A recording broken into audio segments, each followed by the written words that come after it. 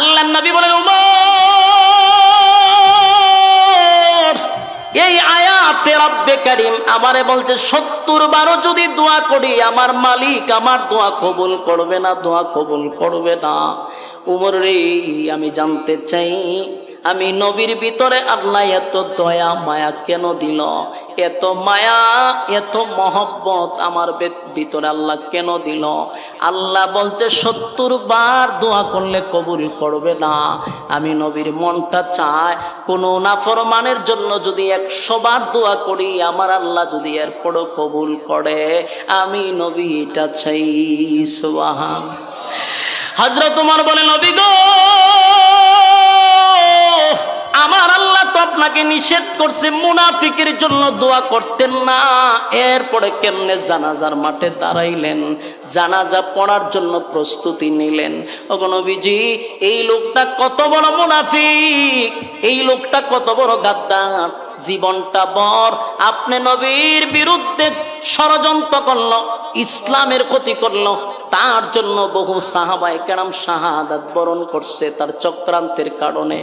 এমন টাটকা একটা মুনাফিকের জানাজা আপনি কেমনে পড়াবেন, কেমনে পড়াবেন?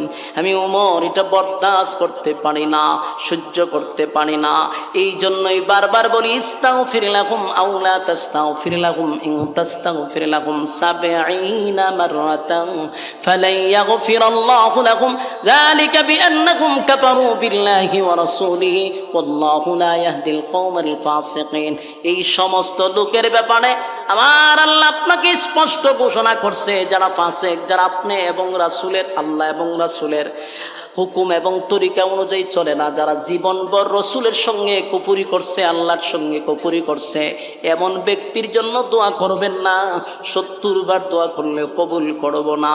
ওমর যখন বারবার নবীরে বারবার একই কথা বলতেছিল, আল্লাহর নবী বলেন, ওমর আমার উপর দিয়া মাতব্বরি কইরো না।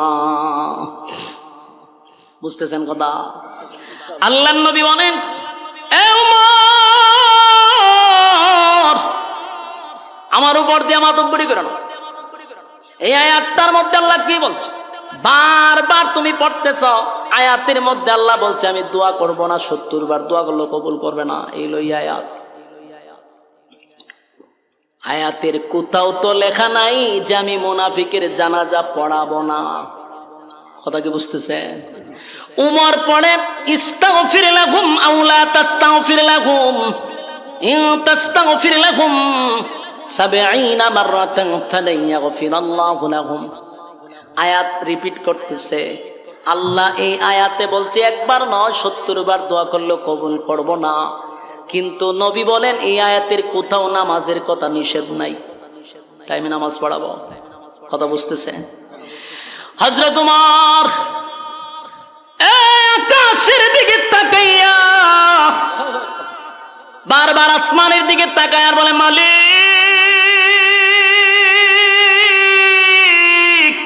কেমনে গো, নবীর সামনে আমি 2 বার 3 বার রিপিট করার পর নবী বলে জানাজা পড়াবে, জানাজা পড়াবে। ঠিকই তো দেখা যায় এই আয়াতের কোথাও নামাজের কোনো নিষেধ নাই, এই আয়াতের কোথাও মুনাফিকের জানাজার ব্যাপারে আল্লাহ নিষেধ নাই। আসমানের দিকে তাকাইয়া উমর বলে, মালিক নামাজের আয়াতটা আপনি নাজিল কইরা দেন। সুবহানাল্লাহ। হযরত ওমর আসমানের দিকে তাকাইয়া বারবার বলে, মালিক মুনাজাতের কথা নিষেধ করলেন, আল্লাহ আপনি জানাজার নামাজের কথা নিষেধ করে দেন গো। নামাজের কথা যদি নিষেধ করে দিতেন আমার নবী তো নামাজ পড়াইতো না, কিন্তু মুনাফিকের জানাজা পড়াবে আমি উমর বরদাস্ত করতে পারতেছি না। হাসবি রাব্বি জাল্লাল্লাহ মা ফি কলবি গায়রুল্লাহ, হাসবি রাব্বি জাল্লাল্লাহ মা ফি কলবি গায়রুল্লাহ, শুধু মাবুদ তুমি এক আল্লাহ, লা ইলাহা ইল্লাল্লাহ, লা ইলাহা ইল্লাল্লাহ, লা ইলাহা ইল্লাল্লাহ, লা লা ইলাহা ইল্লাল্লাহু মুহাম্মাদুর রাসূলুল্লাহ সাল্লাল্লাহু আলাইহি ওয়াসাল্লাম। আলহামদুলিল্লাহ। নারায়ণগঞ্জ জেলার অন্তর্গত ২৫০০ লালুর খান্দি যুব সমাজ ও প্রবাসীদের উদ্যোগে আয়োজিত আজকের এই কবরবাসীর রুহের মাগফিরাত কামনায় ওয়াজুদ ওয়ার মাহফিলের সম্মানিত যিনি প্রধান অতিথি, জাতীয় সংসদ সদস্য আলহাজ নজরুল ইসলাম বাবু সাহেব, আজকের মাহফিলে আরও আছেন জনাব মোহাম্মদ সাইফুল ইসলাম স্বপন, চেয়ারম্যান ২৫০০ উপজেলা পরিষদ, আরও আছেন জনাব মাজহারুল ইসলাম সুমন, সহকারী অধ্যাপক, শ্রীনগর সরকারি কলেজ, আরও আছেন জনাব মোহাম্মদ আরিফুল ইসলাম চেয়ারম্যান, আরও আছেন জনাব তাহজিবুল ইসলাম সৌরভ। এছাড়াও এতক্ষণ সময় আলোচনা করেছেন হজরত মাওলানা মুফতি ইয়াসিন আকরাম চৌধুরী নবীনগর, দিগার হজরত উলামায়ে কেরাম, উপস্থিত তরুণ যুবক ভাইরা, মুরব্বিয়ানে আজম, আওয়াজ যতটুকু দূরে যায় অবস্থানরত পর্দানিশী মা ও বোনেরা, সকলকে আমার অন্তরস্থল থেকে জ্ঞাপন করছি মোবারক। সবটুকুন শুকরিয়া আল্লাহ সুবহান, মহিয়ান, গরিয়ান, সর্বশক্তিমান আল্লাহ পাকের জন্য, যিনি আমাদেরকে হাজারো মানুষের মাঝখান থেকে যাচাই বাছাই করে, নির্বাচিত করে, মহব্বত করে, ভালোবেসে প্রচণ্ড গরমে তিনি এক মজলিসে উলামায়ে কেরামদের সহবতে আসার বসার তৌফিকটুকু রব্বি কারীম সুস্থ অবস্থায় আমাদেরকে দিয়েছেন, শুকরিয়া আদায় করছি আলহামদুলিল্লাহ। লক্ষ কোটি দুরুদ এবং সালাম আল্লাহর সৃষ্টির প্রধান আকর্ষণ জনাবে মুহাম্মদুর রাসূলুল্লাহ সাল্লাল্লাহু আলাইহি ওয়াসাল্লামের উপর। সম্মানিত সুধী, আপনারা আসতে পেরে, বসতে পেরে খুশি না বাজার? রাস্তাঘাটে, দোকানপাটে অনর্থক অকারণে নিষ্প্রয়োজনে যারা সময়টুকু নষ্ট করতেছেন, মেহেরবানি করে ফ্যান্ডেলের ভিতরে চলে আসি। অত্যন্ত গুরুত্বপূর্ণ একটি মজলিস, ফজিলতপূর্ণ একটি মজলিস, বরকতপূর্ণ একটি মজলিস, উলামায়ে কেরামদের মজলিস, আল্লাহ ওয়ালাদের মজলিস, ফেরেশতাদের মজলিস। যতক্ষণ ফ্যান্ডেলটার ভিতরে থাকবো গুনাহ না হওয়াটাই সম্ভব, ফ্যান্ডেলের বাহিরে গেলে গুনাহ হওয়াটা সম্ভব। তাই গুনাহ মুক্ত পরিবেশে বসার সুযোগ করে দিয়েছেন, এটা আমাদের জন্য অত্যন্ত গর্বের বিষয়। আল্লাহর রাসূল বলেন, নাজালাত আলাইহিমুস সাকিনা, দ্বীনি কথা যেখানে হয় এই এরিয়ার ভিতরে যতক্ষণ থাকবেন উপর থেকে সাকিনা, রহমত নাজিল হয়। সুবহানাল্লাহ। রহমত কিন্তু ফ্যান্ডেলের বাহিরে না, ফ্যান্ডেলের ভিতরে। তাই আমরা, যদিও গরম, এটাও একটা ইমানি পরীক্ষা। ইমানি পরীক্ষার জন্য আপনি এবং আমার মতো অনেক মানুষ ঘরে বসে রয়েছে, অনেক মানুষ টিভির সামনে খেলা দেখতেছে, অনেক মানুষ মোবাইলে সময় দিতেছে, বিভিন্ন গুনাহের কাজে ব্যস্ত। অসংখ্য মানুষের মাঝখান থেকে আল্লাহ আপনাকে কত নিরাপদ একটা জায়গায় রেখে দিয়েছেন, যেখানে যতক্ষণ বসবেন আল্লাহ আমল নামায় নেকি দান করবে। আল্লাহ যারে ভালোবাসে ওই সমস্ত বান্দাদেরকে আল্লাহ দ্বীনের কাজে লাগায় রাখে। আপনাদেরকে আল্লাহ ভালোবাসে, এটা হলো তার বাস্তব প্রমাণ। তাহলে এই গরম কোন নেতার বক্তব্য শোনার জন্য আপনারা বসবেন? বাংলাদেশের যত বড় নেতাই যদি হয় আমি একটু বক্তব্য দিব, বলি গরম আপনার বক্তব্য শোনার টাইম নেই, ঠিক নেই। যদি হয় 500 করে দিব, হইলে দেখা যায়। এটা হলো টেকার মায়া, বক্তার মায়া না। আর এখানে যারা আসছে লি ওয়াজহিল্লাহ, একমাত্র আল্লাহর জন্য, টেকাও নাই, খাওয়ানো নাই, মাঝখান দিয়া গরম তো ফ্রি। এটা হলো একমাত্র আল্লাহর মহব্বত, রাসূলের মহব্বত, উলামায়ে কেরামদের মহব্বত। আপনার এখানে বসে আছেন, যতক্ষণ বসা থাকবেন আল্লাহ রাব্বুল আলামিন আপনাদের সগীরা গুনাহ মাফ করে দিবে। মোনাজাত পর্যন্ত থাকলে কবিরা গুনাহ মাফ হয়ে যেতে পারে।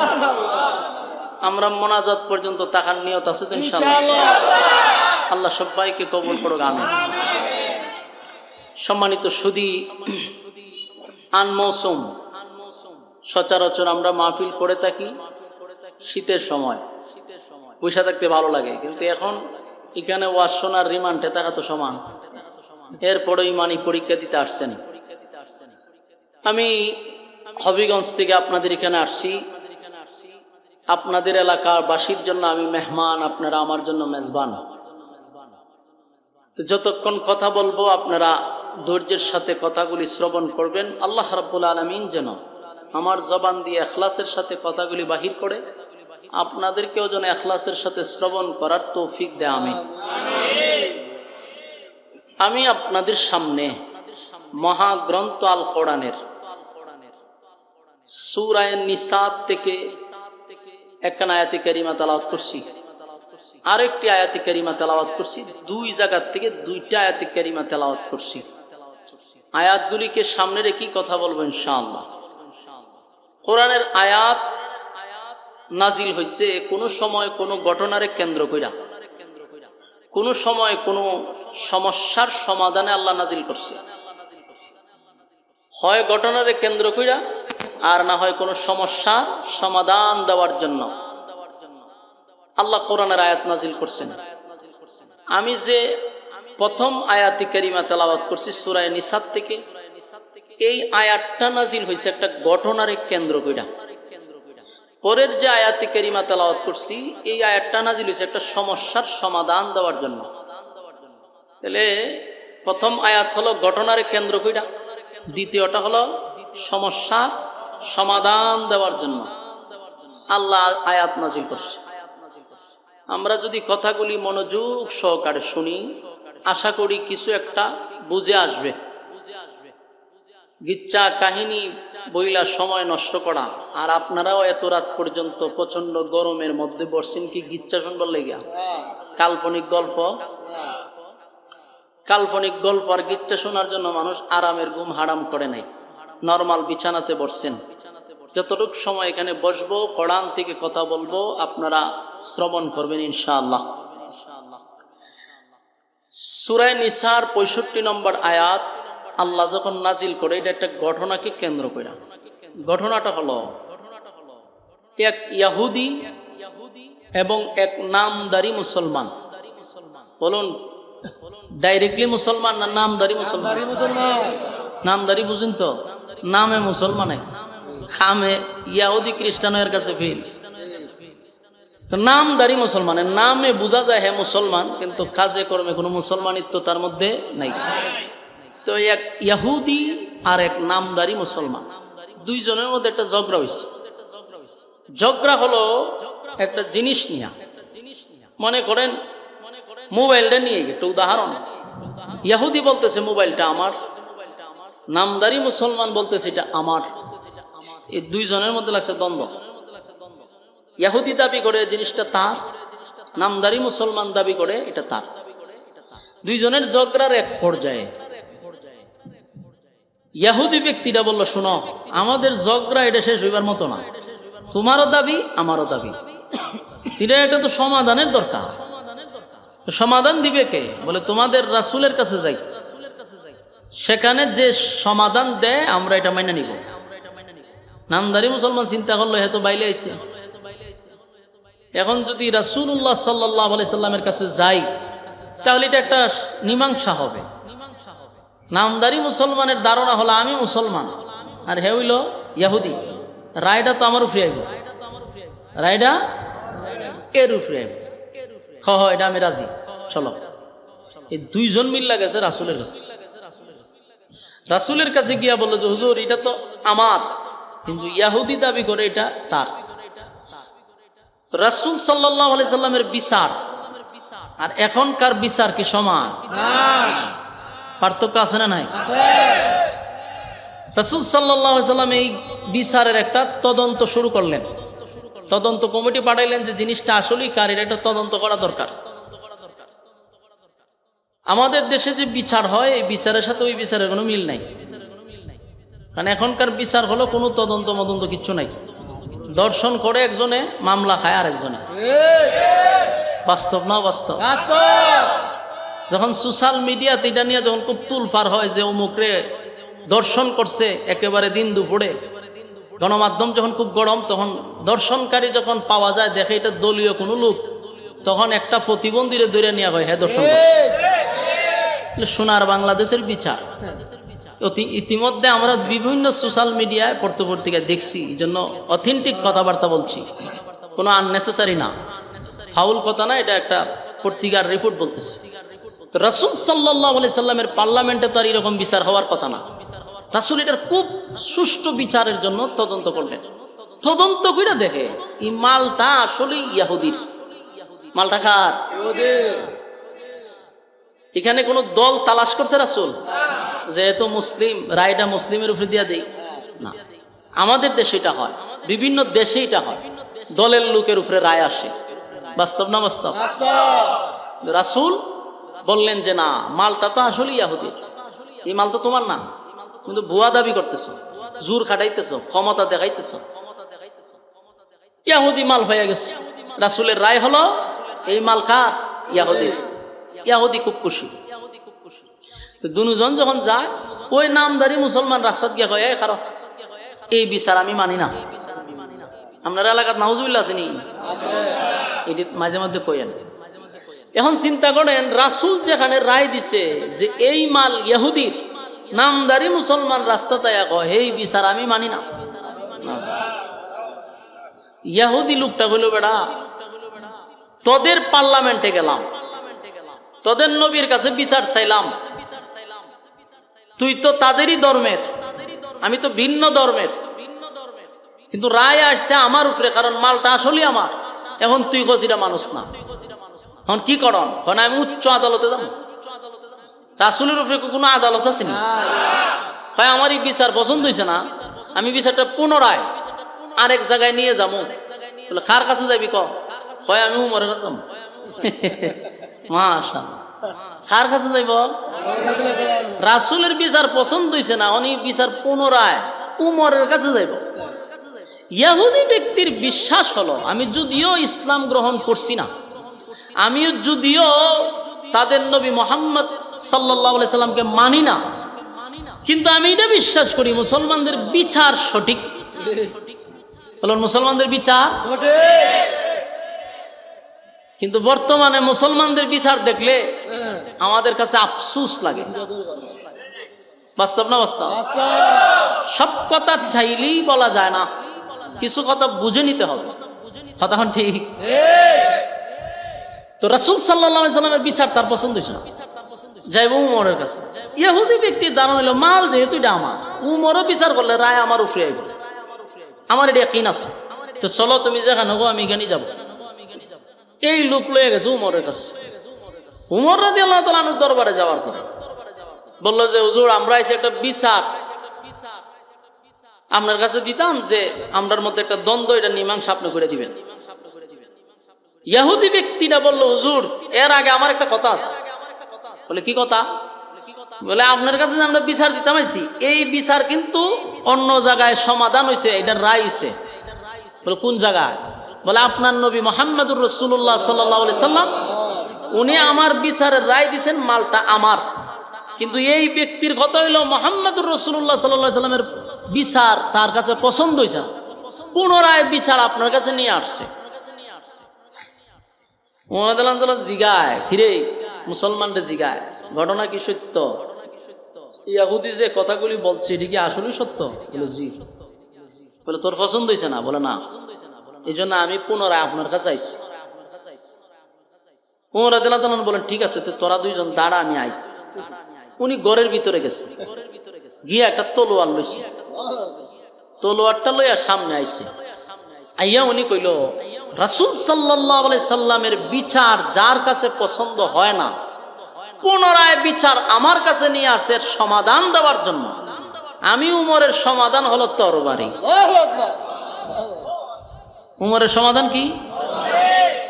একটা সেদ দিছে, বডির থেকে মাথা আলাদা, কোন শব্দ নাই, এক সেদে মাথা আলাদা হয়েছে। এটা হলো উমরের সমাধান। এখন নামদারি মুসলমান তো শেষ, এর গর্দান শেষ, ইহুদি চলে গেছে। কিন্তু ঘটনা এখনো শেষ হয়েছে না, ঘটনা খালি ঘটছে। এখন যেই লোকটারে উমর হত্যা করছে, এই লোকের আত্মীয় স্বজন যারা আছে, হেরা আবার উমরের বিরুদ্ধে মামলা করছে রাসূলুল্লাহর দরবারে। কুনানকার বিচার কই গেছে বুঝতেছেন তো? ইয়াহুদির সাথে দ্বন্দ্ব লাগার যে মুসলমান নামদারি তারে হত্যা করার পরে উমরের বিরুদ্ধে আবার মামলা করছে একেবারে মেইন আদালতে, রাসূলুল্লাহর দরবারে। তো ইসলামিক আইন অনুযায়ী হত্যার বদলা, জোরে বলেন, হত্যার বদলা এটা হলো ইসলামিক আইন। এখন ইসলামিক আইন অনুযায়ী হত্যার বদলা হত্যা, এই ওয়াজ যদি আমরা করতে থাকি তাহলে আমাদের পিছনে লাগানো হবে জঙ্গি। বাস্তব না বাস্তব? জঙ্গি উপাধি লাগাই দিব।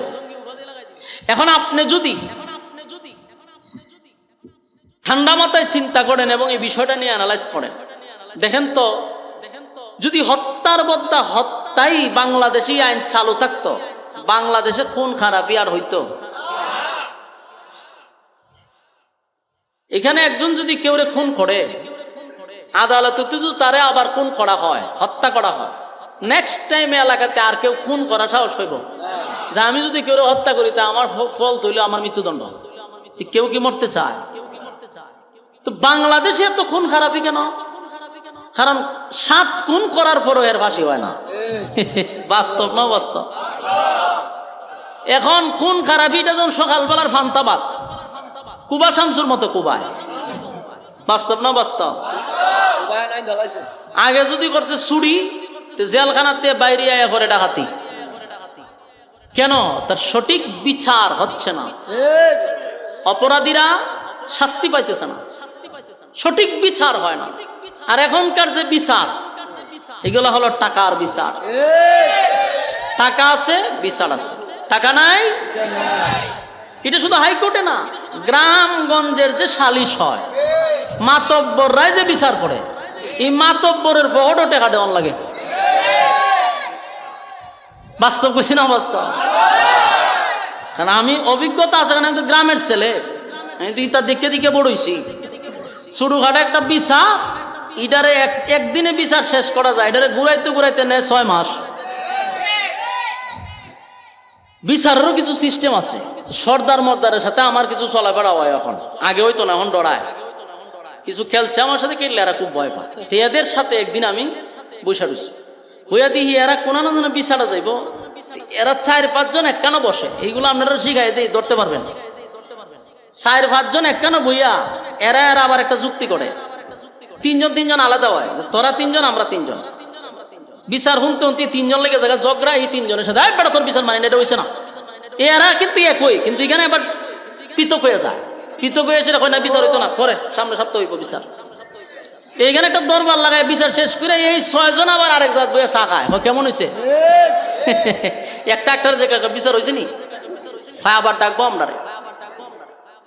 এটার বাস্তব আমার মাদ্রাসার বাউন্ডারি দেওয়ার সময় এরকম একটা দ্বন্দ্ব হয়েছিল।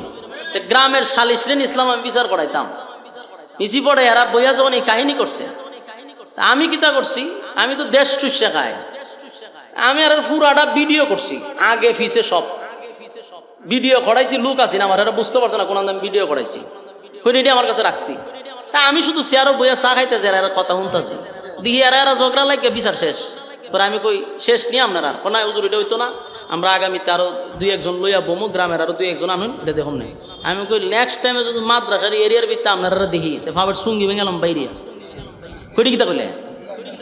আমি চেয়ারম্যান মেম্বার গণ লইব, দেশ সুশাখায় আমি তোরা মাতব্বর গণলে আমার ওই বনি। পরে এরা খুব ক্ষিপ্ত হয়েছে, এই করবো সেই করবো। আমি ভিডিও দেখছো নি, কিতা কইসলে আর অনেক কিতা কইছে, লইয়া যাবো জায়গা পর্যন্ত। পরে মা বসাই দোষ, আমি এই কাম করছেন কোন সময়? আমি তো লোক লাগাই রাখছি, তোরা যে বাটপারি করো সারা জীবন মানুষের সাথে করছস, আমার লইয়া করবো কেমনে? দেশটা চুষা যে বেচারা খাই, এই বেচারা কি কোনো অ্যাঙ্গেলে বলদ হয়? তো এরার এই পলিটিক্সটা আমি ধরতে পারছি। কারণ যে কিভাবে ধরছি, প্রথম এরা এখানে আসার আগে মিটিং করছে এক জায়গায়, ওখানে আমার লোক ছিল, ওখানে একটা ভিডিও করাইছি, এখানে আইসা আবার বক্তব্য দিচ্ছি, এখানে ভিডিও করাইছি, 2 ভিডিও যখন দেখাইছে সব বনাশ করে লেছেন হুজুর। আর জীবন মাদ্রাসা তারা তো যাইতাম না, বিচারটা আপনার মন মতো করে লাই, আমরা ডাকি না, আর এই ভিডিও কেউ দেখাই না। এই জন্য বললাম, সালিশ থেকে শুরু হয় টাকা খাওয়া, হাইকোর্ট পর্যন্ত টাকা চলে। এই দেশে আপনি সুষ্ঠু বিচার পাইতেন কই? আমার কোন গরিব অসহায় যারা আছে এদের কপালে বিচার নাই। এরা নির্দোষ হইয়াও দোষী সাব্যস্ত হইয়া চার দেওয়ালে বন্দী থাকে, একমাত্র টাকার কাছে বিচার বিক্রি হওয়ার কারণে। জান্নারে কেন মালিক ইয়াউমিদ্দিন, হাসরের মাঠে আল্লাহ হবে ইনসাফওয়ালা বিচারক। আল্লাহ যদি ইনসাফওয়ালা বিচারক হয়, দুনিয়াতে যারা বেইনসাফি বিচার করছেন কি বুঝেন, ধরা খাইবেন নি? ইনসাফওয়ালা বিচারকের কাছে আপনারা যারা বেইনসাফি বিচার করছেন, ইনসাফওয়ালা বিচারকের কাছে একদিন ধরা খাইবেন। এই সময় বেশি দিন না, চোখ বন্ধ হইলে বিচার শুরু। এই জন্য ইসলামিক শরিয়া অনুযায়ী যে আইন ছিল এটা নাই, যার কারণে খুন খারাপই বাড়তেছে। একটা কুকুরের রক্তের নাই, বাস্তব না বাস্তব? তো রাসূল সাল্লাল্লাহু আলাইহি সাল্লামের কাছে ওই নামদারি মুসলমানের আত্মীয় স্বজনরা আবার উমরের বিরুদ্ধে মামলা করছে। মামলাটা কি? যে আমার কাছে বিচার যদি বালা না লাগে, আমি পুনরায় আরেকজনের কাছে বিচার দিতেই পারি, এটা তো কোনো অপরাধের কিচ্ছু না, আর বাস্তবে এটা কোনো অপরাধ না। আপনারা আমার ভাল লাগছে না, তো সুতরাং আমি আরেক জায়গায় বিচার নিয়ে যাবো, এটা কোনো অপরাধ না। কিন্তু উমর আমার ভাইকে কেন হত্যা করলো? পুনরায় বিচার চাইতে যাওয়ার কারণে। এই জন্য আপনার আদালতে মামলা করলাম। রাসূল সাল্লাল্লাহু আলাইহি সাল্লাম এই কথা শোনার পরে চিন্তা তৈরি গেছে, সর্বনাশ, তখন আমার বিচার অনুযায়ী তো হত্যার বদলা হত্যা, কিন্তু উমর তো হত্যা করণ লাগে। রাসূল পড়ছেনি বিপদ। কেন বিপদে পড়ছে? কারণ রাসূল তো উমর রে ছাইয়া আনছে আল্লাহর কাছ থেকে। উমরকে আল্লাহর কাছ থেকে কি করছে? ছাইয়া আনছে, যে আল্লাহ আমি উমর রে চাই। এখন উমর রে ছাইয়াই না, এখন যে দরবারও পড়ছে, এখন বিচারের রায় তো হবে উমরকে হত্যা করা। রাসূল খুব চিন্তায় আছে, চিন্তিত অবস্থায় আছে। এই চিন্তায় যখন রাসূল পড়ে গেছে, ঠিক তখন আমার তেলাওয়াতকৃত সূরা নিসার 65 নম্বর আয়াত নাজিল হয়। এই হলো ঘটনারে কেন্দ্র করে যে আয়াত নাজিল হইছে, এই ঘটনারে কেন্দ্র করে আল্লাহ এই আয়াত নাজিল করে। কোন আয়াত? আল্লাহ রাব্বুল আলামিন বলে সূরা নিসার 65 নম্বর আয়াত, فلا وربك لا يؤمنون حتى يحكموك فيما شجر بينهم ثم لا يجدوا في أنفسهم حرجا مما قضيت ويسلموا تسليما। এই আয়াত নাজিল হইছে ঘটনারে কেন্দ্র করে। এতক্ষণের আলোচনায় কি বুঝলেন? এই আয়াত কেন নাজিল হইছে বুঝতে পারছেন? এখন উমরের নামে যখন নালিশ হইছে, রাসূল যখন চিন্তিত, আল্লাহ আয়াত নাজিল করছে। আল্লাহ আয়াত নাজিল করে জানায় যে আবু মুহাম্মদ, আমি আমার জাতের কসম করছি। কার কসম? আল্লাহর কসম। আল্লাহ রাব্বুল আলামিন বলেন, বন্ধু আপনার চিন্তার কোনো কারণ নেই, আমি আমার কসম করে বললাম। কার কসম? আল্লাহ নিজের কসম করে বলতেছে যে আপনি টেনশন করেন না, উমর কোনো অপরাধ করে নাই। উমর কোনো অপরাধ করে নাই। খলিফাতুল মুসলিমিন উমর অপরাধ করে নাই। আল্লাহ আয়াত নাজিল করছে উমরকে কেন্দ্র করে, এবং নিজেই বলেন আমি আমার কসম করে বলি উমর কোনো অপরাধ করে নাই। তো উমর যদি অপরাধ করে নাই, আল্লাহ যদি হয়, রাসূলের টেনশন করার দরকার আছে? আচ্ছা, এখন আসেন ঘটনা হইল, আল্লাহ কয় আপনি যারে ধরছেন, যেই ঘটনা নিয়ে আপনি চিন্তিত, যে উমর একজন ব্যক্তিকে হত্যা করছে, একজন মুসলমান ব্যক্তিকে হত্যা করছে, কিন্তু আসলে সে কি মুসলমান ছিল কিনা? বাস্তবে সে মুসলমান ছিল না। সে আল্লাহ এবং তার রাসূলের কোন আইন মানে না। তারা শুধু নামে মুসলমান হলে চলবে না, মুসলমানি দাবি করার পরে কোরআন এবং সুন্নাহ অনুযায়ী জীবন যাপন করতে হবে। রাসূলের তরিকা, আল্লাহর হুকুম। যতক্ষণ না পর্যন্ত আপনি আল্লাহর হুকুম এবং রাসূলের তরিকা অনুযায়ী জীবন যাপন করবেন না, ততক্ষণ আপনি পরিপূর্ণ মুসলমান হতে পারবেন না। তো সমাজের মধ্যে এখনো নামদারি মুসলমানের সংখ্যা বেশি। কথা বলেন না দি? দেখবেন ঈদুল আজহা আসার আগে অথবা প্রত্যেকটা ঈদের আগে কিছু নামদারি মুসলমানদের বক্তব্য শোনায় দেই, হয় ধর্ম যার যার, উৎসব সবার। একের নেতার থেকে নিয়ে একের শুরু হাতি নেতা পর্যন্ত বক্তব্য দেয়। আমার প্রশ্ন হলো, আপনার বক্তব্য যদি এটাই হয় যে ধর্ম যার যার উৎসব সভা, আমার এখন কষ্টে দুঃখে বুক ফাইটা যায়। এই বক্তব্য আপনার মুখেই কেন, হেরার মুখে কয় না কেন? যদি হেরার মুখে কইয়া থাকে তাহলে আমাদের ঈদে গুস্ত খান না কেন? আপনার হোলিতে খালি রং লাগানোই মুসলমানের উৎসব, আমরা কুরবানির সময় গুস্ত খাওয়া তো আপনাদের উৎসব। এই সময় একজন হিন্দু বিধর্মীদেরকে টাইনে আনতে পারবেন? তাহলে এই মুখ দিয়ে কেন বলেন ধর্ম যার যার উৎসব সবার? এই বক্তব্য একমাত্র নামদারি মুসলমানদের, এটা কোনো প্রকৃতপক্ষে মুসলমানদের বক্তব্য হতে পারে না। হিন্দুরা দুর্গা পূজা করবে আর আপনি মুসলমান হিসেবে গিয়ে হবেন যে উৎসব তো এটা আমরারও, আপনি গিয়ে নাচতেন। এটার মেইন হাকিকত কথার শানে নজরুল হয়ে যায়, চিন্তা করছেন নি? এই চিন্তা তো আপনি করেন না। কেন করেন না? আপনি তো নামদারি মুসলমান। যারা এই বক্তব্য দেয় আল্লাহর জাতের কসম কাল্লা আমার কাফারা দিতে হবে না, এই যতগুলাই বক্তব্য দিছে গিয়া দেখেন একটারও নামাজ ঠিক নাই, একটারও হালাল পন্থায় রুজির কোনো ঠিক নাই। হ্যাঁ, বছরে 1-2 বার যদি আয়ে ঈদের সময় আয়া সে হাত বান্ধে নামাজও পড়ে মাদ্রাসায় মাদ্রাসায়। এই তালের মুসলমানরাই কয় ধর্ম যার যার উৎসব সবার। বাস্তব না বাস্তব? সম্মানিত শুধু নামদারি মুসলমান ব্যক্তিটাকে হত্যা করার পরে আল্লাহ নিজেই সান্ত্বনা দিতেছে, উমর কোনো অপরাধ করে নাই, উমর কোনো মুসলমানকে হত্যা করে নাই। উমর যাকে হত্যা করছে এটা মুনাফিক, এই হত্যা করা সে রাইটে ছিল। তুই এমনি মুসলমানি তুই যা মনে চায় আকাম কুকাম কর, এটা তোর ব্যক্তিগত ব্যাপার, কিন্তু মুসলমানের সাইনবোর্ড ব্যবহার করে তুই কেন আকাম কুকাম করবি? নাম দিবি মুসলমানের আর খাম করবি যত ইহুদি খ্রিস্টানদের। এটা কি মাইনা নেওয়া যায়?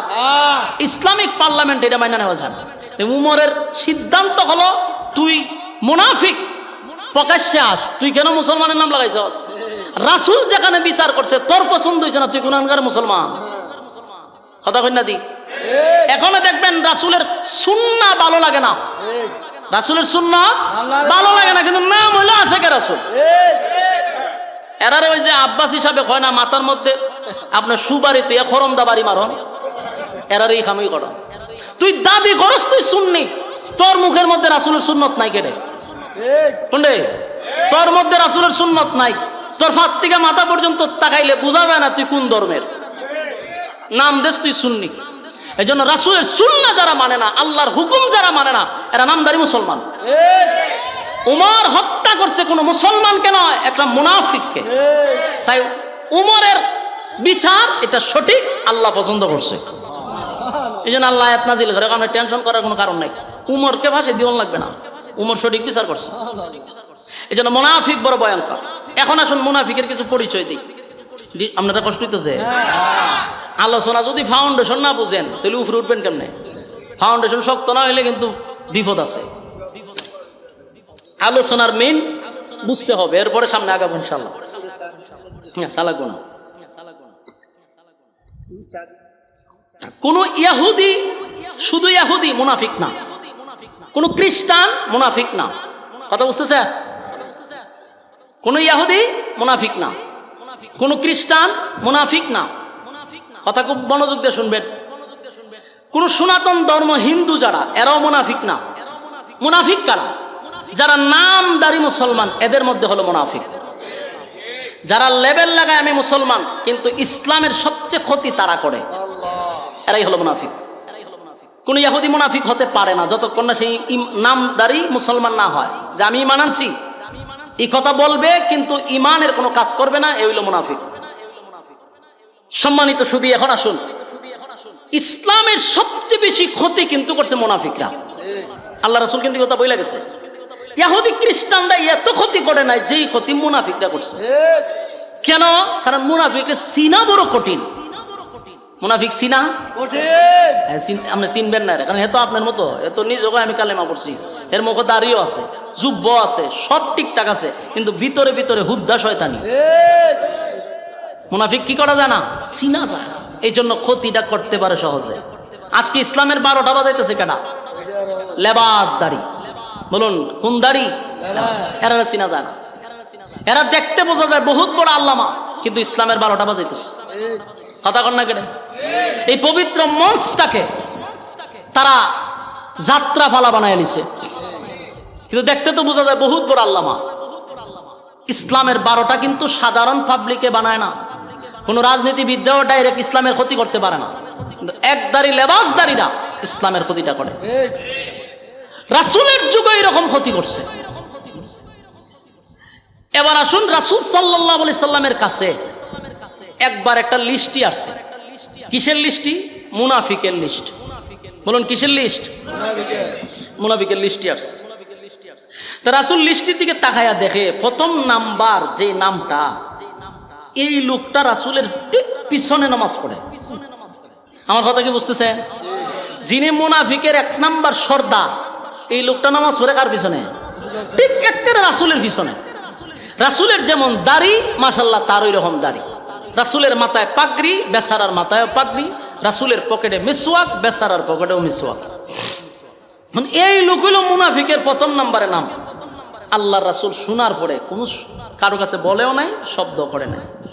রাসূল চিন্তা করে যায় সভ্য না, সেই লোক দিয়ে আমার পিছনে নামাজ পড়ে, হেনি এরকম কামলা। রাসূল কারো কাছে বলে নাই। ইসলামের অনেক ক্ষতি সে করতেছে। কিছুদিন পরে এই লোকটা মারা গেছে, ওই যে সবচেয়ে বড় লিডার যে মারা গেছে, তো তার ছেলের নাম হলো আব্দুল্লাহ। আর যে মারা গেছে মুনাফিক, তার নাম হলো আব্দুল্লাহ ইবনে উবাই ইবনে সুলুল, মুনাফিকের সর্দার। তার ছেলে হইল আব্দুল্লাহ। এই আব্দুল্লাহ আবার রাসূলের একজন সাহাবী, এবং সে মুনাফিক নয়, রাসূলের একজন মহব্বতের সাহাবী, মানে মুনাফিকের ছেলে। সে রাসূলের কাছে কান্না শুরু করছে। আল্লাহ রাসূল জায়গায় কান্দো কা, তো কান্দিও জন আমার আব্বা মরে গেছে। তো রাসূল জানেনি হের আব্বা যে কোন কামলা, কথা বল না। হে যে রাসূলের কাছে কাঁদতেছে যে আমার আব্বা মরে গেছে, এই জন্য কান্দি। তো রাসূল কত আমি কি করতাম? আব্দুল্লাহ কান্দে কান্দে আর হুজুর আমি জানি আমার বাপ বেশি সুবিধার আছে না, দেখতে মক্কার ইমাম দেখা গেছে, কিন্তু ভিতরে হুদ্দা শয়তানি আছে। আমি জানি হুজুর, আপনিও জানেন, কিন্তু আমার তো বাপ, আমার তো কষ্ট লাগে। কাঁদতেছে।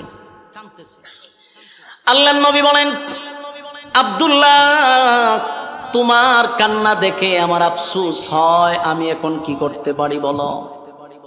তোমার আব্বা কি ছিল না ছিল আমি তোমার কাছে এটা বলতে চাই না, কারো কাছে আমি এটাই পর্যন্ত বলি নাই। সন্তান হইয়া তুমি যেহেতু বুঝতে পারছো, এখন বলো আমি নবী তোমার জন্য কি করতে পারি? আব্দুল্লাহ কান্দে আর বলে, নবী গো আমি জানি আমার আব্বা আপনার পিছনে বরাবর নামাজ পড়তো, কিন্তু আমার আব্বা যে ইসলামের 12টা বাজাইতো সেটাও আমি জানি। আগে নবীজি আমার আব্বা তলে তলে ইসলামের ক্ষতি করছে, আপনাকে মারার জন্য ষড়যন্ত্র করছে, কিন্তু আমার আব্বা মারা যাওয়ার পরে আমি সন্তান হিসাবে আমার কষ্ট লাগে। আমি জানি আমার বাবা ভালো ছিল না। আল্লাহর নবী বলেন, এখন আমার করণীয় কি? আব্দুল্লাহ বলেন, নবী গো আমার দিলটা সাক্ষী দেয়, আপনি নবী যদি আমার আব্বার জানাজাটা পড়ায়া দিতেন, তাহলে আমার দিলটা সাক্ষী দেয় আল্লাহ রাব্বুল আলামিন আপনার জানাজার বরকতে আমার আব্বারে মাফ করে দিত। এটা কার ধারণা? ছেলের ধারণা। আব্দুল্লাহ বলে, নবী গো আমার দিলটা সাক্ষী দেয় গো নবী, আপনি নবী যদি আমার আব্বার জানাজা পড়ায়া দেন, তাহলে আমার আব্বার আপনার জানাজার বরকতে আমার আব্বার জিন্দেগির গুনাহ মাফ করে দিবে। আল্লাহর নবীর তো মায়া দয়ার কোনো অভাব ছিল, কথা কয় না? ওমা আরসালনাকা ইল্লা রাহমাতাল লিল আলামিন। আল্লাহর নবীর মায়া দয়ার কোনো অভাব ছিল না। আব্দুল্লাহ যখন নবীর কাছে প্রস্তাব দিল, নবী গো আমার আব্বার জানাজা পড়ায়া দিলে, আমার দিলে সাক্ষী দেয় আমার আল্লাহ আমার বাবারে মাফ করে দিবে। নবীর মায়া দয়ার কোনো অভাব নাই। নবী চিন্তা করলো, আমার একটা জানাজা পড়ায়া দিলে যদি তার আব্বারে আমার আল্লাহ মাফ করে দেয়, অসুবিধা কি আমি জানাজা পড়ায়া দিব? সুবহানাল্লাহ। আমি জানাজা পড়ায়া দিব। নবীর মহব্বত আর ভালোবাসা। আপনি যদি জানতেন যে আপনার বিরুদ্ধে এই লোকটা সব সময় ষড়যন্ত্র করে, আপনার মারার লেগে ষড়যন্ত্র করে, আপনার ক্ষতি করতেছে, হে মরলে তো জানাজাতি যেতেন না। কথা হয় না? আমরার গ্রামগঞ্জের স্বভাব আছে, মনেকে জানাজা যায় না, ফেলে খেলে বলে বাপরে বাপে জ্বালাই লিছে, হে জ্বালাই লিছে, এই জন্য এর জানাজাতি যায় না। কিন্তু আল্লাহর হাবিব এত কিছু জানার পরে আব্দুল্লাহরে বলেন, আব্দুল্লাহ ওয়াদা দিলাম আমি তোর আব্বার জানাজা পড়ায়া দিব। সুবহানাল্লাহ। আব্দুল্লাহ তো সাহাবী, একটা সেকেন্ড তো নবীর কাছে দাঁড়ায় নাই। দাঁড়াইছে না, একটা দৌড় মারছে, দৌড় মারে গেছে গা, নবীর কাছ থেকে চলে গেছে। এটার কারণ আছে। আব্দুল্লাহ যখন দৌড় শুরু করছে, সাহাবায়ে কেরাম আটকায়, এ মিয়া দৌড়ো কা, আমি এখানে থাকবো না। কারণ সাহাবী খুব চালাক, যদি নবীর কাছে দাঁড়ায় থাকি, রাসূল বলছে জানাজা পড়াইবার, দাঁড়ায় থাকলে জিবরাইল হবে ভরাইয়ের নাম, আয়াত নাজিল হয়ে যাবো গা, সেজন্য আমি এনতে সরে যাই গা। কি চালু, দৌড়ে গেছে। আব্দুল্লাহ করছে কি, গোটা মদিনার অলিতে গলিতে চতুর্দিক দিয়া পাবলিসিটি করলো, তোমরা জানো নি আমার আব্বার জানাজা কিন্তু বিশ্বনবী পড়াবে। গোটা মদিনায় অলিতে গলিতে ছড়াইয়া দিছে যে আমার আব্বার জানাজা বিশ্বনবী পড়াবে। আব্দুল্লাহ যখন মদিনার অলিতে গলিতে চতুর্দিক দিয়া জানায়া দিল আমার আব্বার জানাজা বিশ্বনবী পড়াবে, মদিনার মানুষ আতঙ্কে আছে, আশ্চর্য হয়ে গেছে, এটা কিভাবে সম্ভব? কারণ গোটা মদিনার মানুষ জানতো আব্দুল্লাহ ইবনে উবাই ইবনে সুলুল একটা টাটকা মুনাফিক ছিল। এটা মনে মনে সবাই জানতো। আমরা যখন আখাম কুহাম করবে, আপনার পাশের মানুষ কিন্তু বুঝতে পারবে। কথা না দি, আপনি যখন দুর্নীতি করবেন, সাদাবাজি করবেন, টেন্ডারবাজি করবেন, আপনি ভাববেন না যে মানুষ আপনার চরিত্র জানে না। মানুষ জানে, কিন্তু হয়তো বা আপনার ভয়ে বলে না, কারণ আপনি তো জালেম। আপনি জালেমের ভয়ে মানুষ মুখ খুলে না, কিন্তু আপনার অপকর্ম সবার জানা আছে। বাস্তব না বাস্তব? এই আব্দুল্লাহ ইবনে উবাই ইবনে সুলুল হে যে খারা শয়তান, এটা মদিনার মানুষ জানতো, কিন্তু ভয়ে বলতো না। ডাইরেক্টলি এর কোনো আগামে যত বড় শয়তান, এটি ধরা ছোঁয়ার বাইরে। সাধারণ ঠিক নেই, ডাইরেক্ট ধরা যায় না। আব্দুল্লাহ যখন গোদা মদিনার অলিতে গলিতে ছড়াইয়া দিছে যে আমার আব্বার জানাজা পড়াবে বিশ্বনবী, মদিনার মানুষকে সব বনাশ করে দিছে। এত বড় টাটকা মুনাফিকের জানাজা রাসূল পড়াবে, এটা হতে পারে না। মানুষ আশ্চর্য হয়ে গেছে। চতুর্দিক দিয়া মানুষের কানে পৌঁছে দিছে আমার আব্বার জানাজা পড়াবে, আল্লাহর নবী জানাজা পড়াবে। চতুর্দিক দিয়া যখন ঘোষণা করে দিল, এই পাবলিসিটি যখন মুনাফিকের কানে গেছে, কারণ আব্দুল্লাহ ইবনে উবাই ইবনে সুলুলের কিছু সেলা ফেলা আছে না নাই, এর বিশাল একটা গোডেল আছিল, এর একটা গ্যাং আছিল, প্রচুর বড় গ্যাং, যেটা দিয়ে ইসলামের ক্ষতি করত। ওই 1000 মুনাফিকের খানে এই খবর ফুটছে যে আমাদের নেতার জানাজা আব্দুল্লাহর পুত্র মোহাম্মদ পড়াবে। 1000 মুনাফিকে কয়টা কেমনে সম্ভব? সারাটা জীবন বেচারার বিরোধিতা করলাম, সারাটা জীবন ইসলামের 12টা বাজাইলাম, যার নেতৃত্বে করলাম, এই লোকের জানাজা যদি আব্দুল্লাহর পুত্র মোহাম্মদে পড়ায়, এই জানাজা দেখতে হবে। বলুন পড়বে না দেখবে? দেখতে হবে। গোটা মদিনায় চতুর্দিক দিয়ে ঘোষণা হয়ে গেল, এই আল্লাহর হাবিব জানাজা পড়াবে, আব্দুল্লাহ ইবনে উবাই ইবনে সুলুলের জানাজা পড়াবে, আব্দুল্লাহ ইবনে উবাই ইবনে সুলুলের জানাজা পড়াবে। চতুর্দিক দিয়া যখন খবর হয়ে গেল, এই খবরটা হযরত ওমরের কান পর্যন্ত গিয়া পৌঁছে গেছে। মনোযোগ দিয়া শুনেন, ওই আরেক আয়াতে কইছিলাম, কয়টা আয়াত কইছি? 2টা, একটা তো শেষ, আরেকটা আয়াতে কেন নাজিল হইছে আইতাছি আপনাদের সামনে। এজন্য একটু মনোযোগ দিয়া শুনে দিলে মজা পাইবে। এই আওয়াজ কার কানে গেছে? উমরের কানে গেছে। সবার খান আর উমরের খান বেশ কম আছে না নাই? চতুর্দিক দিয়া যখন ঘোষণা হয়ে গেছে আব্দুল্লাহ ইবনে উবাই ইবনে সুলুলের জানাজা পড়াবে, বিশ্বনবী কানে পৌঁছে গেছে। হযরত ওমরের মেজাজটা গরম হয়ে গেছে।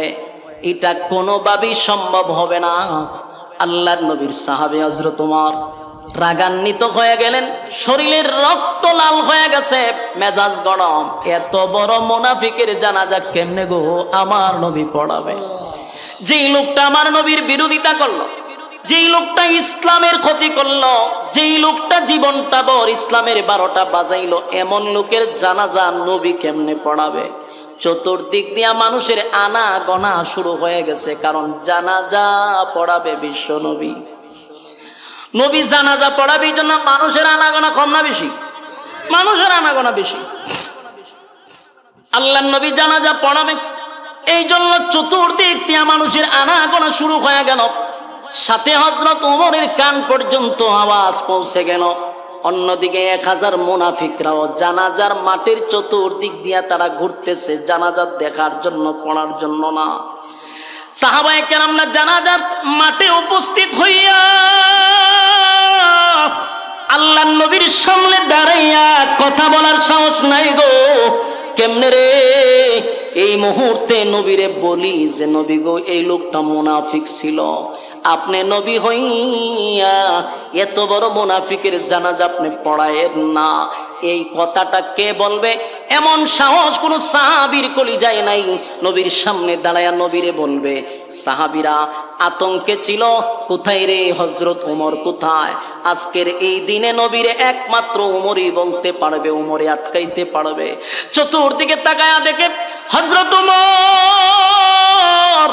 জানাজার মাঠের ভিতরে প্রবেশ করিয়া কোনো দিকে তাকাইলেন না, ডাইরেক্ট নবীর সামনে গিয়া হাজির হয়ে গেছে। নবীর সামনে দাঁড়াইয়া হযরত ওমরেরও সাহস হয় না নবীরে বলবে যে আপনি জানাজা পড়ায়েন না। কথা কি বুঝতেছেন? খলিফাতুল মুসলিমিন ওমর নবীর সামনে দাঁড়াইয়া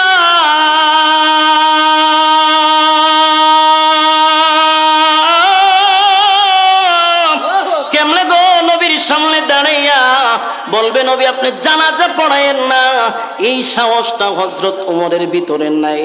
হযরত ওমর চতুর্দিক দিয়া ঘুরতেছিল, বাড়তেছিল, চতুর্দিক দিয়া মানুষের আনাগোনা, 1000 মুনাফিকরা চতুর্দিকে ঘুরতেছিল।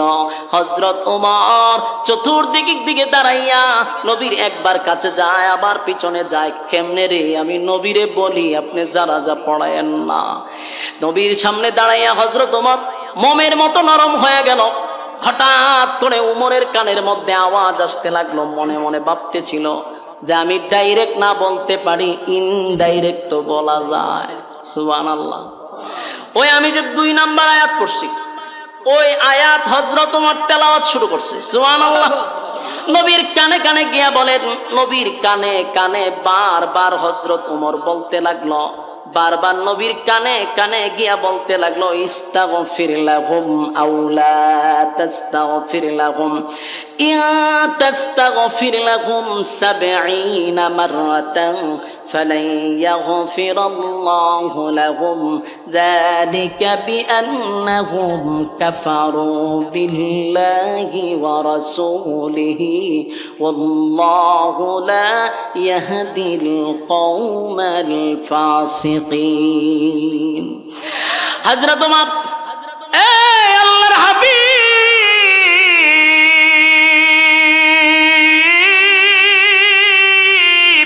পয়গম্বরের কানে কানে কানে কানে বারবার আয়াত পড়তে লাগলো। নবীজি চতুর্দিকে তাকায় দেখে উমর খালি চতুর্দিকে গোড়ায় আর বলে, ইস্তাগফির লাহুম আও লা তাস্তাগফির লাহুম, ইন তাস্তাগফির লাহুম আও লা তাস্তাগফির লাহুম। বারবার আয়াত পড়তেছে, বারবার আয়াত পড়তেছে, নবী শুনতেছে। হঠাৎ করে আল্লাহর পয়গম্বর বলেন, উমর রে, আমারে কি বুঝাইতে চাও? কি শোনাইতেছো? কি বুঝাইতে চাও? হে উমর, এতে রব্বে কারীম বলেছেন, আমি যদি কোনো মুনাফিকের জন্য 70 বার দোয়া করি, 70 বার দোয়া করি, আমার আল্লাহ দোয়া কবুল করবে না, আমার আল্লাহ দোয়া কবুল করবে না। এই আয়াত তুমি আমারে বারবার শোনাইতেছ, আমি যেন তার জন্য দোয়া না করি। এই আয়াতে আল্লাহ বলছেন 70 বারও যদি আপনি নবী হইয়া মুনাফিকের জন্য দোয়া করেন, আমি আল্লাহ আপনি নবীর দোয়া কবুল করব না। কি বুঝলেন? কিছু বুঝতেছেন? যেখানে নবীর দোয়া হোক, অভিশাপ হোক, সাথে সাথে আল্লাহ কবুল করে। নবীর দোয়া করছে, সাথে সাথে কবুল। সেখানে আল্লাহ নিজে বলে, আপনি নবী হইয়া 70 বারও যদি দোয়া করেন, কার জন্য? মুনাফিকের জন্য আমি আল্লাহ আপনার দোয়া কবুল করব না। এখন চিন্তা করেন মুনাফিক কত নিকৃষ্ট।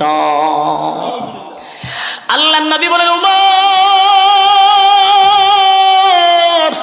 এই আয়াতে রব্বে কারীম আমারে বলছে 70 বারও যদি দোয়া করি আমার মালিক আমার দোয়া কবুল করবে না, দোয়া কবুল করবে না। উমর রে, আমি জানতে চাই আমি নবীর ভিতরে আল্লাহ এত দয়া মায়া কেন দিল? এত মায়া এত মহব্বত আমার ভিতরে আল্লাহ কেন দিল?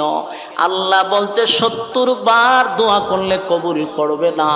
আমি নবীর মনটা চায় কোন নাফরমানের জন্য যদি 100 বার দোয়া করি আমার আল্লাহ যদি এরপরও কবুল করে, আমি নবী এটা চাই। সুবহান। হযরত ওমর বলে, নবী গো, আমার আল্লাহ তো আপনাকে নিষেধ করছে মুনাফিকের জন্য দোয়া করতেন না, এরপরে কেমনে জানাজার মাঠে দাঁড়াইলেন, জানাজা পড়ার জন্য প্রস্তুতি নিলেন? ওগো নবীজি, এই লোকটা কত বড় মুনাফিক, এই লোকটা কত বড় গাদ্দার, জীবনটা বর আপনি নবীর বিরুদ্ধে ষড়যন্ত্র করলো, ইসলামের ক্ষতি করলো, তার জন্য বহু সাহাবায়ে কেরাম শাহাদাত বরণ করছে তার চক্রান্তের কারণে। এমন টাটকা একটা মুনাফিকের জানাজা আপনি কেমনে পড়াবেন, কেমনে পড়াবেন?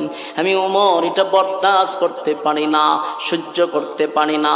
এই জন্যই বারবার বলি, ইস্তাগফির লাহুম আও লা তাস্তাগফির লাহুম ইন তাস্তাগফির লাহুম 70 মাররাতান ফালান ইয়াগফিরাল্লাহু লাহুম যালিকা বিআন্নাহুম কাফারু বিল্লাহি ওয়া রাসূলিহি ওয়াল্লাহু লা ইয়াহদিল কওমাল ফাসিকিন। এই সমস্ত লোকের ব্যাপারে আমার আল্লাহ আপনাকে স্পষ্ট ঘোষণা করছে, যারা ফাসিক, যারা আপনি এবং রাসূলের, আল্লাহ এবং রাসূলের হুকুম এবং তরিকা অনুযায়ী চলে না, যারা জীবনভর রসুলের সঙ্গে কুফরি করছে, আল্লাহর সঙ্গে কুফরি করছে, এমন ব্যক্তির জন্য দোয়া করবেন না। 70 বার দোয়া করলে কবুল করব না। ওমর যখন বারবার নবীরে বারবার একই কথা বলতেছিল, আল্লাহর নবী বলেন, ওমর আমার উপর দিয়া মাতব্বরি কইর না। বুঝতেছেন কথা? আল্লাহর নবী বলেন, এ ওমর আমার উপর দিয়ে মাতব্বরি করো না। এই আয়াতটার মধ্যে আল্লাহ কি বলছে? বারবার তুমি পড়তেছ, আয়াতের মধ্যে আল্লাহ বলছে আমি দোয়া করব না, 70 বার দোয়া করলে কবুল করবে না। এই লই আয়াত। আয়াতের কোথাও তো লেখা নাই যে আমি মুনাফিকের জানাজা পড়াবো না। কথা কি বুঝতেছেন? উমর পড়ে, ইস্তাগফির লাহুম আও লা তাস্তাগফির লাহুম ইন তাস্তাগফির লাহুম 70 মাররাতান ফালান ইয়াগফিরাল্লাহু লাহুম। আয়াত রিপিট করতেছে। আল্লাহ এই আয়াতে বলছে একবার নয় 70 বার দোয়া করলে কবুল করব না। কিন্তু নবী বলেন এই আয়াতের কোথাও নামাজের কথা নিষেধ নাই, তাই আমি নামাজ পড়াবো। কথা বুঝতেছেন? হযরত ওমর আকাশের দিকে তাকাইয়া বারবার আসমানের দিকে তাকায় আর বলে, মালিক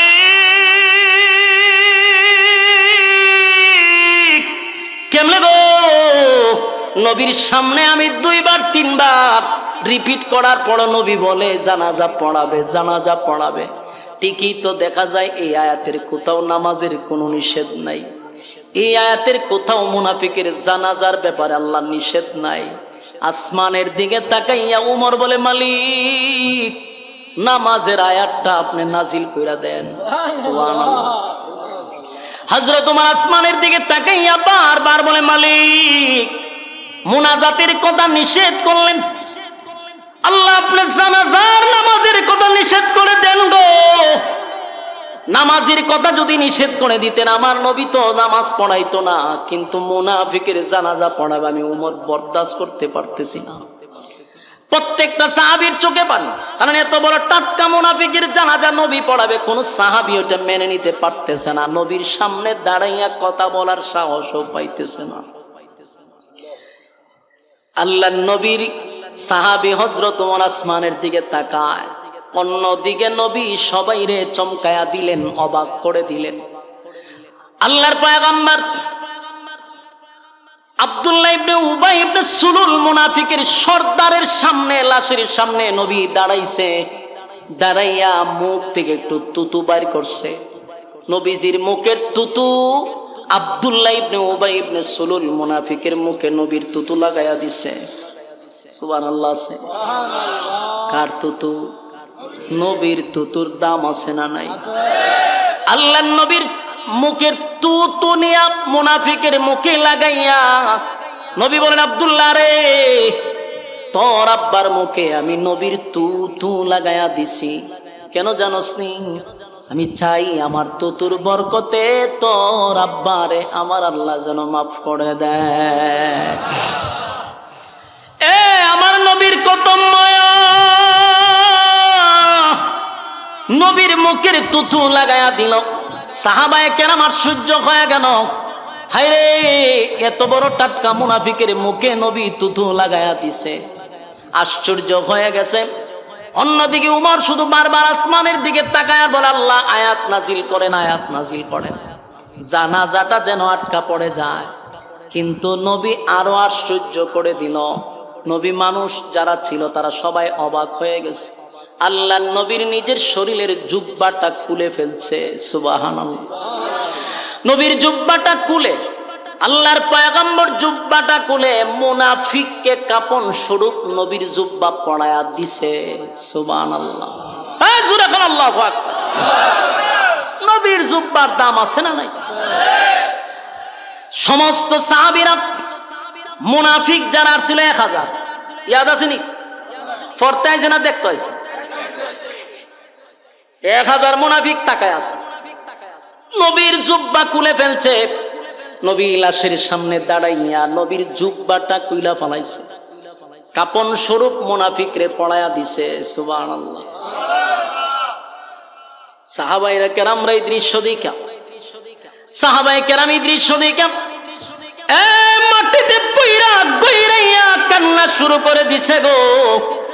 সাহাবায়ে কেরাম মাটিতে পইরা কান্দে আর বলে, হায় রে,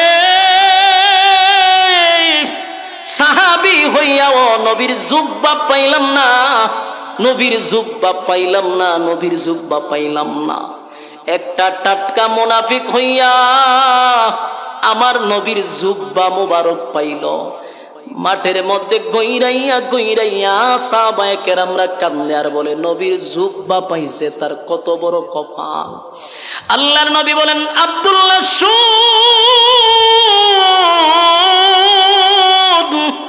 তোর আব্বারে আমার জুব্বা কেন পরাইলাম জানোস নি? কেন পড়াইছি, কেন পড়াইছি?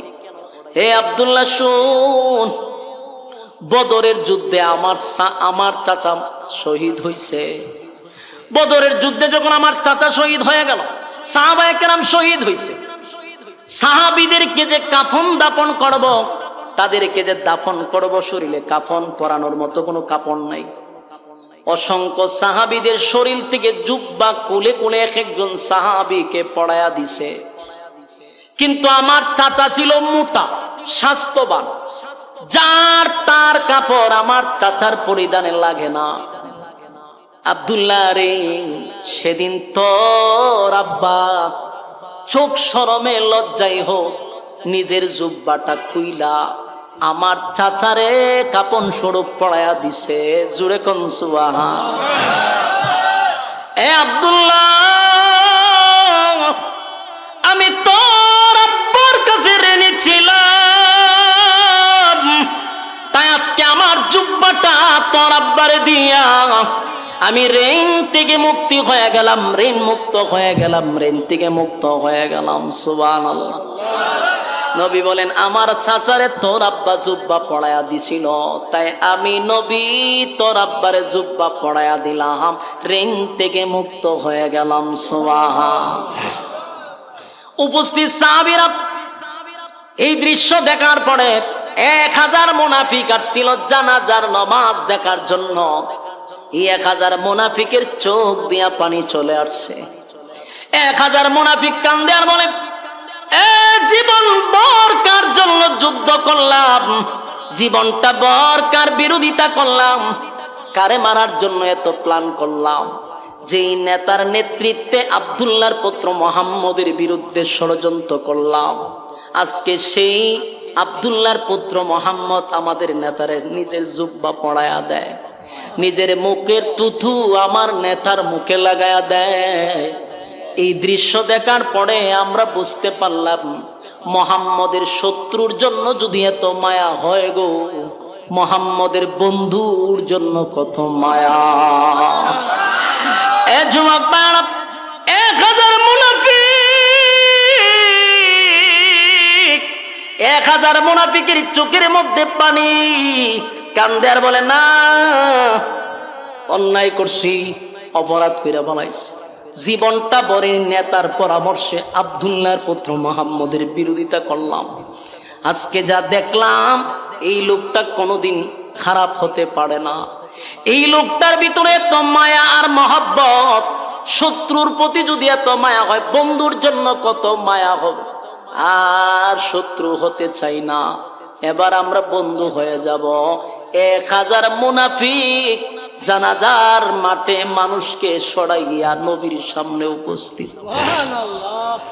নবীর সামনে আছে বলে, আল্লাহর পয়গম্বর, যার জানাজা পড়ানোর জন্য আপনি দাঁড়াইছেন গো নবী, যার জানাজা পড়ানোর জন্য আপনি দাঁড়াইলেন, উনি হলেন আব্দুল্লাহ ইবনে উবাই ইবনে সুলুল, আমাদের নেতা। মুনাফিকদের লিডার ছিল এই আব্দুল্লাহ ইবনে উবাই ইবনে সুলুল। আমরা তার কর্মী, তার নেতৃত্বে আমরা ইসলামের ক্ষতি করতাম, তার নেতৃত্বে আপনার বিরুদ্ধে ষড়যন্ত্র করতাম, তার নেতৃত্বে আপনাকে মারার জন্য গভীর ষড়যন্ত্র চলত। ওগো নবীজি, আপনি তার জানাজা পড়ানোর জন্য দাঁড়াইছেন, আমার নেতার মুখে আপনি তুতু লাগাইছেন, আমার নেতার শরীরে আপনার জুব্বা কুইলা কাপড় শুরু পড়ায়া দিছেন। আজকের পর থেকে আপনার শত্রু হতে চাই না, আপনার বন্ধু হতে চাই। পড়ায়া দেন লা ইলাহা মুহাম্মাদুর রাসূলুল্লাহ। একটা জবান বন্ধ রাখবেন না, জুড়ে কোন সাল্লাল্লাহু আলাইহি ওয়াসাল্লাম। এ যুবক ভাইরা, এ দিলের কান লাগায় শুনেন, নবীর চরিত্র আর আখলাক দেইখা 1000 মুনাফিক কালেমা পইরা ঈমান আনছে শুধু নবীর চরিত্র দেইখা। কথা হয় না? কার চরিত্র দেখ? আমার নবীর চরিত্র দেখ। সাধারণ চরিত্র, কথা হয় না দি, আজিম চরিত্র। বলুন কি চরিত্র? আজিম চরিত্র। আল্লাহ কোরআনে যার চরিত্রের সার্টিফিকেট দিচ্ছে। সুবহান। ওয়া ইন্নাকা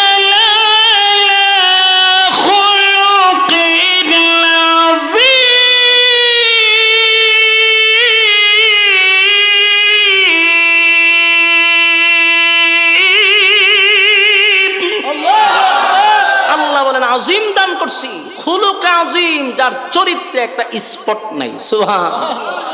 আজিম চরিত্র। ও চরিত্র দিকটা 1000 মুনাফিক কালেমা পড়তে বাধ্য হয়েছে। এখন আমি আপনাদের কাছে জানতে চাই, মুনাফিক মরছে কয়টা? একটা। কালেমা পড়ছে কয়টা? 1000। নবীদের হিকমত, আল্লাহর নবী জানা যায় না গেলে 1000 মুনাফিক কালেমা পড়তো। কথা কয় না দি? মরছে তো একটা লিডার, বাকি তার সমস্ত কর্মীরা কালেমা পড়ে ঈমান আনছে। কিন্তু সবাই খুশি, উপস্থিত জানাজার মাঠে সমস্ত সাহাবীদের মুখে আনন্দের হাসি, যে যাক একটা মরছে, তার পুরা ছেলাবেলা যা আছে সব কালেমা পড়ছে। খুশি না বাজার? কিন্তু একজন এখনো খুশি হয়েছে না, হযরত উমর। উমরের মুখে কোনো খুশি নাই। উমরের বক্তব্য একটাই, আমনে কেমনে তার জানাজা পড়াইবেন। আমার কথা কি বুঝতেছেন? সমস্ত সাহাবীর আনন্দে, মুখের মধ্যে হাসি, যে একজন মরছে 1000 কালেমা পড়ছে। কিন্তু হযরত উমর মুঠেও কোনো আনন্দিত নয়। উমরের একটাই কথা, এত বড় টাটকা মুনাফিকের জানাজা আপনি নবী হইয়া কেন পড়াইবেন? আর এতক্ষণ আমি বলছি, এখন তার 1000 কর্মী বলতেছে যে সে টাটকা মুনাফিক ছিল। খালি মুনাফিক না, সে লিডার ছিল। এখন তো আপনি নিজ কানে শুনছেন, তার কর্মীরা আপনার সামনে সাক্ষ্য দিছে। এখন কিভাবে আপনি জানাজা পড়াইবেন? এটা হলো উমরের বক্তব্য। কথা বুঝতেছেন? সবাই কি আর উমর হয়? কথা কেন না দি, সবাই তো আর উমর নয়। সবার মুখে হাসি, কিন্তু উমরের মুখে হাসি নেই। উমরের একটাই কথা, জানাজা পড়াইতেন না। আল্লাহর রাসূল সমস্ত সাহাবীদেরকে উপস্থিত করে হযরত উমর বারবার নবীর দিকে তাকাইতেছে, কিন্তু আল্লাহর রাসূলের সিদ্ধান্ত হলো জানাজা উনি পড়াবে। বলুন, জানাজা পড়াইব। উমরের সিদ্ধান্ত জানাজা পড়াইয়েন না। হযরত উমর চতুর্দিকে তাকায়া দেখে সবার মুখে মুস্কি হাসি, খুব সবাই খুশি। 1000 মুনাফিক কালেমা পড়ছে, কিন্তু হযরত উমর বারবার নবীর দিকে তাকায় আর আয়াতটা খালি মুখ দিয়ে বর্ডর বর্ডর করতেছে, যাতে রাসূল এরপর থামে। আল্লাহর রাসূল ডাইরেক্টলি উমরকে দেখাইয়া আল্লাহু আকবার কইয়া হারিয়ে গেছে। বলুন, নামাজ শুরু করছে কিনা? নামাজ শুরু করে দিছে। বিশাল জামাত মুনাফিকের জানাজা রাসূল সামনে ইমাম হইয়া পড়ানো শুরু করছে। উমর জানাজা শরীক হয়েছে, নবী পড়াইতেছে, জানাজা শরীক হয়েছে। জানাজা তো পড়াই গেছে, এত কিছু করার পরেও রাসূল কি থামছে? জানাজা পড়াইছে। উমরের মনটা খুব খারাপ, বারবার খালি আসমানের দিকে তাকায়, আল্লাহ এত কিছু কইলাম, একটা আয়াত নাযিল হইতো, তুই নবী নামাজ আর পড়াইতে পারে না। আয়াতও নাযিল হইছে না, নবীও জানাজা পড়াইছে। যাক, উমরের মনটা বড় খারাপ বসে রয়েছে। হঠাৎ করে ছায়া দেখে জানাজা তো শেষ হয়েছে, নবী আবার হাঁটতে হাঁটতে লাশের সাথে কবরে যাইতেছে। উমরের মেজাজটা আরো গরম হয়ে গেছে। যাক, জানাজা জানে আপনি দায় সারা করছেন, ফরাই লিছেন, তাহলে কবরও যান কেড়ে। তার মানে আপনি এখানে দোয়া করবেন? আল্লাহ যে দোয়া করার কথা নিষেধ করছে, আপনি এখানে এই কামও করবেন? উমর আর মান্না নিতে পারতেছে না। এতক্ষণ যাওই মানছে, যখন দেখছে রাসূল কবরও যায় তখন কোন আর মানুষ যাইতেছে না। এখন করতো কি? রাসূলরে তো ডাইরেক্ট বাধা দেওয়া সম্ভব, কথা কয় না? নবীরে বাধা দেওয়া যায়? নবীরে বাধা দেওয়া যায়। উমর এখন করবে কি? এখন উমর আল্লাহরে ডাকা শুরু করছে, আল্লাহ আমনে ওই তাকায়া দেখেন আপনার বন্ধু জাগা, তারা কিন্তু নামাজ পড়াইছে, খবরও যায় কেন? নামাজ পড়াইছে, কবরও যাওয়ার তো দরকার নাই। কোন রকম মুনাফিকের জানাজা পড়েছে, শেষ। দায় সারা অনেক সময় আছে না, অনেক নেতাহারা জীবন কোরআনের বিরোধিতা করছে, ইসলামের বিরোধিতা করছে, টুফির বিরোধিতা করছে, দাড়ির বিরোধিতা করছে, এরপরে এরকম টাটকা শয়তান মরলে দায় সারানোর জন্য অনেক ইমাম বাধ্য হইয়া দাঁড়ায়। কথা দিয়ে কই না আপনারা? এটা কষ্ট হইতাছে, বাস্তব কইছি না অবাস্তব? এরকম আছে না নাই? সারাটা জীবন খালি ইসলামের বিরুদ্ধে, কোরআনের বিরুদ্ধে, দাড়ির বিরুদ্ধে, মৌলবীদের বিরুদ্ধে, মাদ্রাসার বিরুদ্ধে তার অসংখ্য বক্তব্য। কিন্তু এই লোকটা যখন মারা যায়, তখন এলাকার ইমামতি টিকাইতে গিয়া নেতাদের ভয়ে বাধ্য হইয়া জানাজার নামাজও দাঁড়াইতে হয়। খুব ভালো করে আজকে শুনলেন। এরকম একজন ইমামরে একজন আলেমে জিজ্ঞাসা করছিল যে আপনার সাথে আমরা চলি, আপনি এত বড় আলেম হইয়া কিভাবে তার জানাজা পড়াইলেন? ফরমালিটিও রক্ষা করা যাবে না। কথা বুঝতেছেন? এটা আমার কথা না, সামনে আয়াত পড়তেছি। ফরমালিটিও রক্ষা করা যাবে না। রাসূল সাল্লাল্লাহু আলাইহি সাল্লাম জানাজা পড়ানোর পরে যখন উনি কবরের দিকে যায়, উমর দাঁড়ায় গেছে, আর সহ্য হইতেছে। আসমানের দিকে তাকায়, আল্লাহ জানাজা পড়াইছে, এখন কবরে যায়, আপনি আটকান। বারবার আসমানের দিকে তাকাইতেছে। আল্লাহর রাসূল কবরের সামনে দাঁড়াইছে, তারে মাটি দিছে, দিয়া যখন শেষ, তখন আমরা হারিয়ে দোয়া করি না? কথা হয় না দি?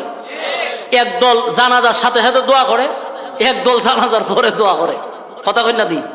যারা জানাজার নামাজের শেষই দোয়া করে লাই, এর মতলব খারাপ, কারণ এরা খবর পর্যন্ত যাইতেছে না। কথা কই না দি? এরা একটা দলিল দিয়া কোন রকম বড় কাজ যেখানে সব বেশি উঠে তার যায় না। এরা ছোটখাটো নামাজের শেষ হয় দোয়া করেন, দোয়া করে এরা জায়গা। নিয়ম হলো জানাজা শেষ, কবরে যাওয়া, মাটি দেওয়া পর্যন্ত, এরপরে দোয়া করেন, তাহলে সওয়াব কম না বেশি? 2 কেরাত সওয়াব পাওয়া যায়। এক একটা কেরাত উহুদ পাহাড়ের চেয়ে বেশি সওয়াব। এই শর্টকাট যারা করে, এরাই কিন্তু সবচেয়ে বেশি সাইনবোর্ড লাগায় আশেখ রাসূলের। এরা শর্টকাট করে, সওয়াব যেখানে বেশি কেন নাই? শর্টকাট চায় না, শর্টকাট করা যেত না। পড়েন আপনি জানাজার পড়ার পর আপনি নামাজ পড়ে দোয়া করছেন, অসুবিধা নেই, তিনটা জান না কেন?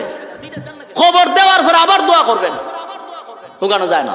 রাসূল কবর দেওয়ার পরে যখন দোয়া করার পুরা প্রস্তুতি নিছে, হযরত উমরের শরীর দিয়ে গাম বেরিয়ে গেছে। যে আয়াত না রাসূল নিজে কইলো, যেটার অর্থ হইলো দোয়া করলেও আল্লাহ কথা হয় না। ইস্তাগফির লাহুম আও লা তাস্তাগফির লাহুম ইন তাস্তাগফির লাহুম 70 মাররাতান ফালান ইয়াগফিরাল্লাহু লাহুম যালিকা বিআন্নাহুম কাফারু বিল্লাহি ওয়া রাসূলিহি ওয়াল্লাহু লা ইয়াহদিল কওমাল ফাসিকিন। এই আয়াত না আল্লাহর রাসূলের সামনে পড়ল, নবী নিজেই বলল, ওমর এই আয়াতের মধ্যে আল্লাহ বলছেন 70 বার যদি মুনাফিকের জন্য দোয়া করি আল্লাহ কবুল করবে না। তাহলে নবী নিজেই বইলা আবার কবরের সামনে কেমনে দোয়া করে? দোয়া কেমনে করতে চায় এটা সহ্য করার মতো। যেই মাত্র নবী দোয়া করবে, ওমর অস্থির হইয়া আসমানের দিকে তাকায় আর বলে, মালিক আপনি আয়াত নাজিল করলেন, আপনার বন্ধু মুনাফিকের জন্য দোয়া করতে চায়। নবী যেই মাত্র 2টা হাত উত্তোলন করবে, আল্লাহ সাথে সাথে জিব্রাইল পাঠায়া দিছে। জিব্রাইল পাঠাইছে, নবী হাত তুলতে চায়, জিব্রাইল কয় নবী হাত লামান, দোয়া করবেন পরে আগে আয়াত শুনুন আল্লাহ কিতা কইছে। আয়াতটাও নয়, আল্লাহ কিতা কইছে আগে শুনেন। আপনি যে দোয়া করতেছ, দোয়া করবেন পরে আয়াত তো কিতা কয় শুনেন। নবী হাত তুলতে চায়, আল্লাহ বলেন বন্ধু কারণ কথা আছে, জানাজা পড়াইছুন ঠিক আছে, হাত তুলছুন করে পরের আয়াত নাযিল হয়ে গেল, ওয়ালা তুসাল্লি আলা আহাদিম মিনহুম মাতা আবাদান ওয়ালা তাকুম আলা কবরি। মনোযোগ দিয়া শুনেন, জিবরাইল আলাইহিস সালাতু ওয়াস সালাম যখন নবী হাত উপরে তুললেন, আল্লাহর নবীকে বলেন, নবী গো হাত তুলবেন পড়ে আমার মালিক আপনার কাছে আয়াত নাজিল করে জানায়া দিছে, আল্লাহ উমরের সিদ্ধান্তটাকে পছন্দ করছে। একটা জবান বন্ধ রাখবেন, আল্লাহু আকবার। আরো জোরে কোন আল্লাহু আকবার।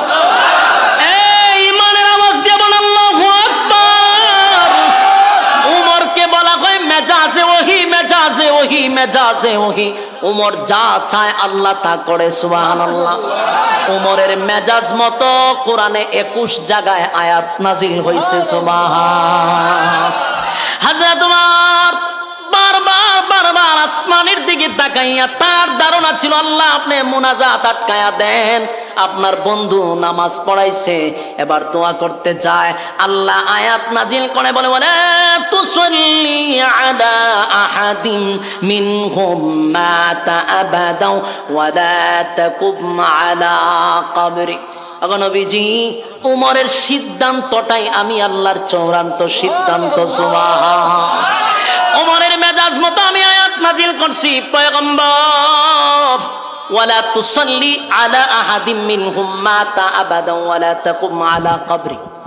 আল্লাহ বলেন ভবিষ্যতে, আগামীতে, নেক্সট টাইমে, ভবিষ্যতে কোনোদিন আর মুনাফিকের জানাজা আপনি পড়াবেন না, সুবহানাল্লাহ। উমর চাইছিল নবী যেন জানাজা না পড়ায়, এখন আয়াত নাজিল করে আল্লাহ বলেন ভবিষ্যতে কোনোদিন মুনাফিকের জানাজা পড়াবেন না। এরপর আল্লাহ বলেন ওয়ালা তুসাল্লি আলা আহাদিম মিনহুম মাতা আবাদান ওয়ালা তাকুম আলা কবরি। শুধু জানাজা নয়, আপনি কবরের সামনে দাঁড়াইয়া কোনো মুনাফিকের জন্য দোয়া করবেন না। তাহলে উমর যা চাইছিল আল্লাহ তা পাঠাইছে, কথা হয় না?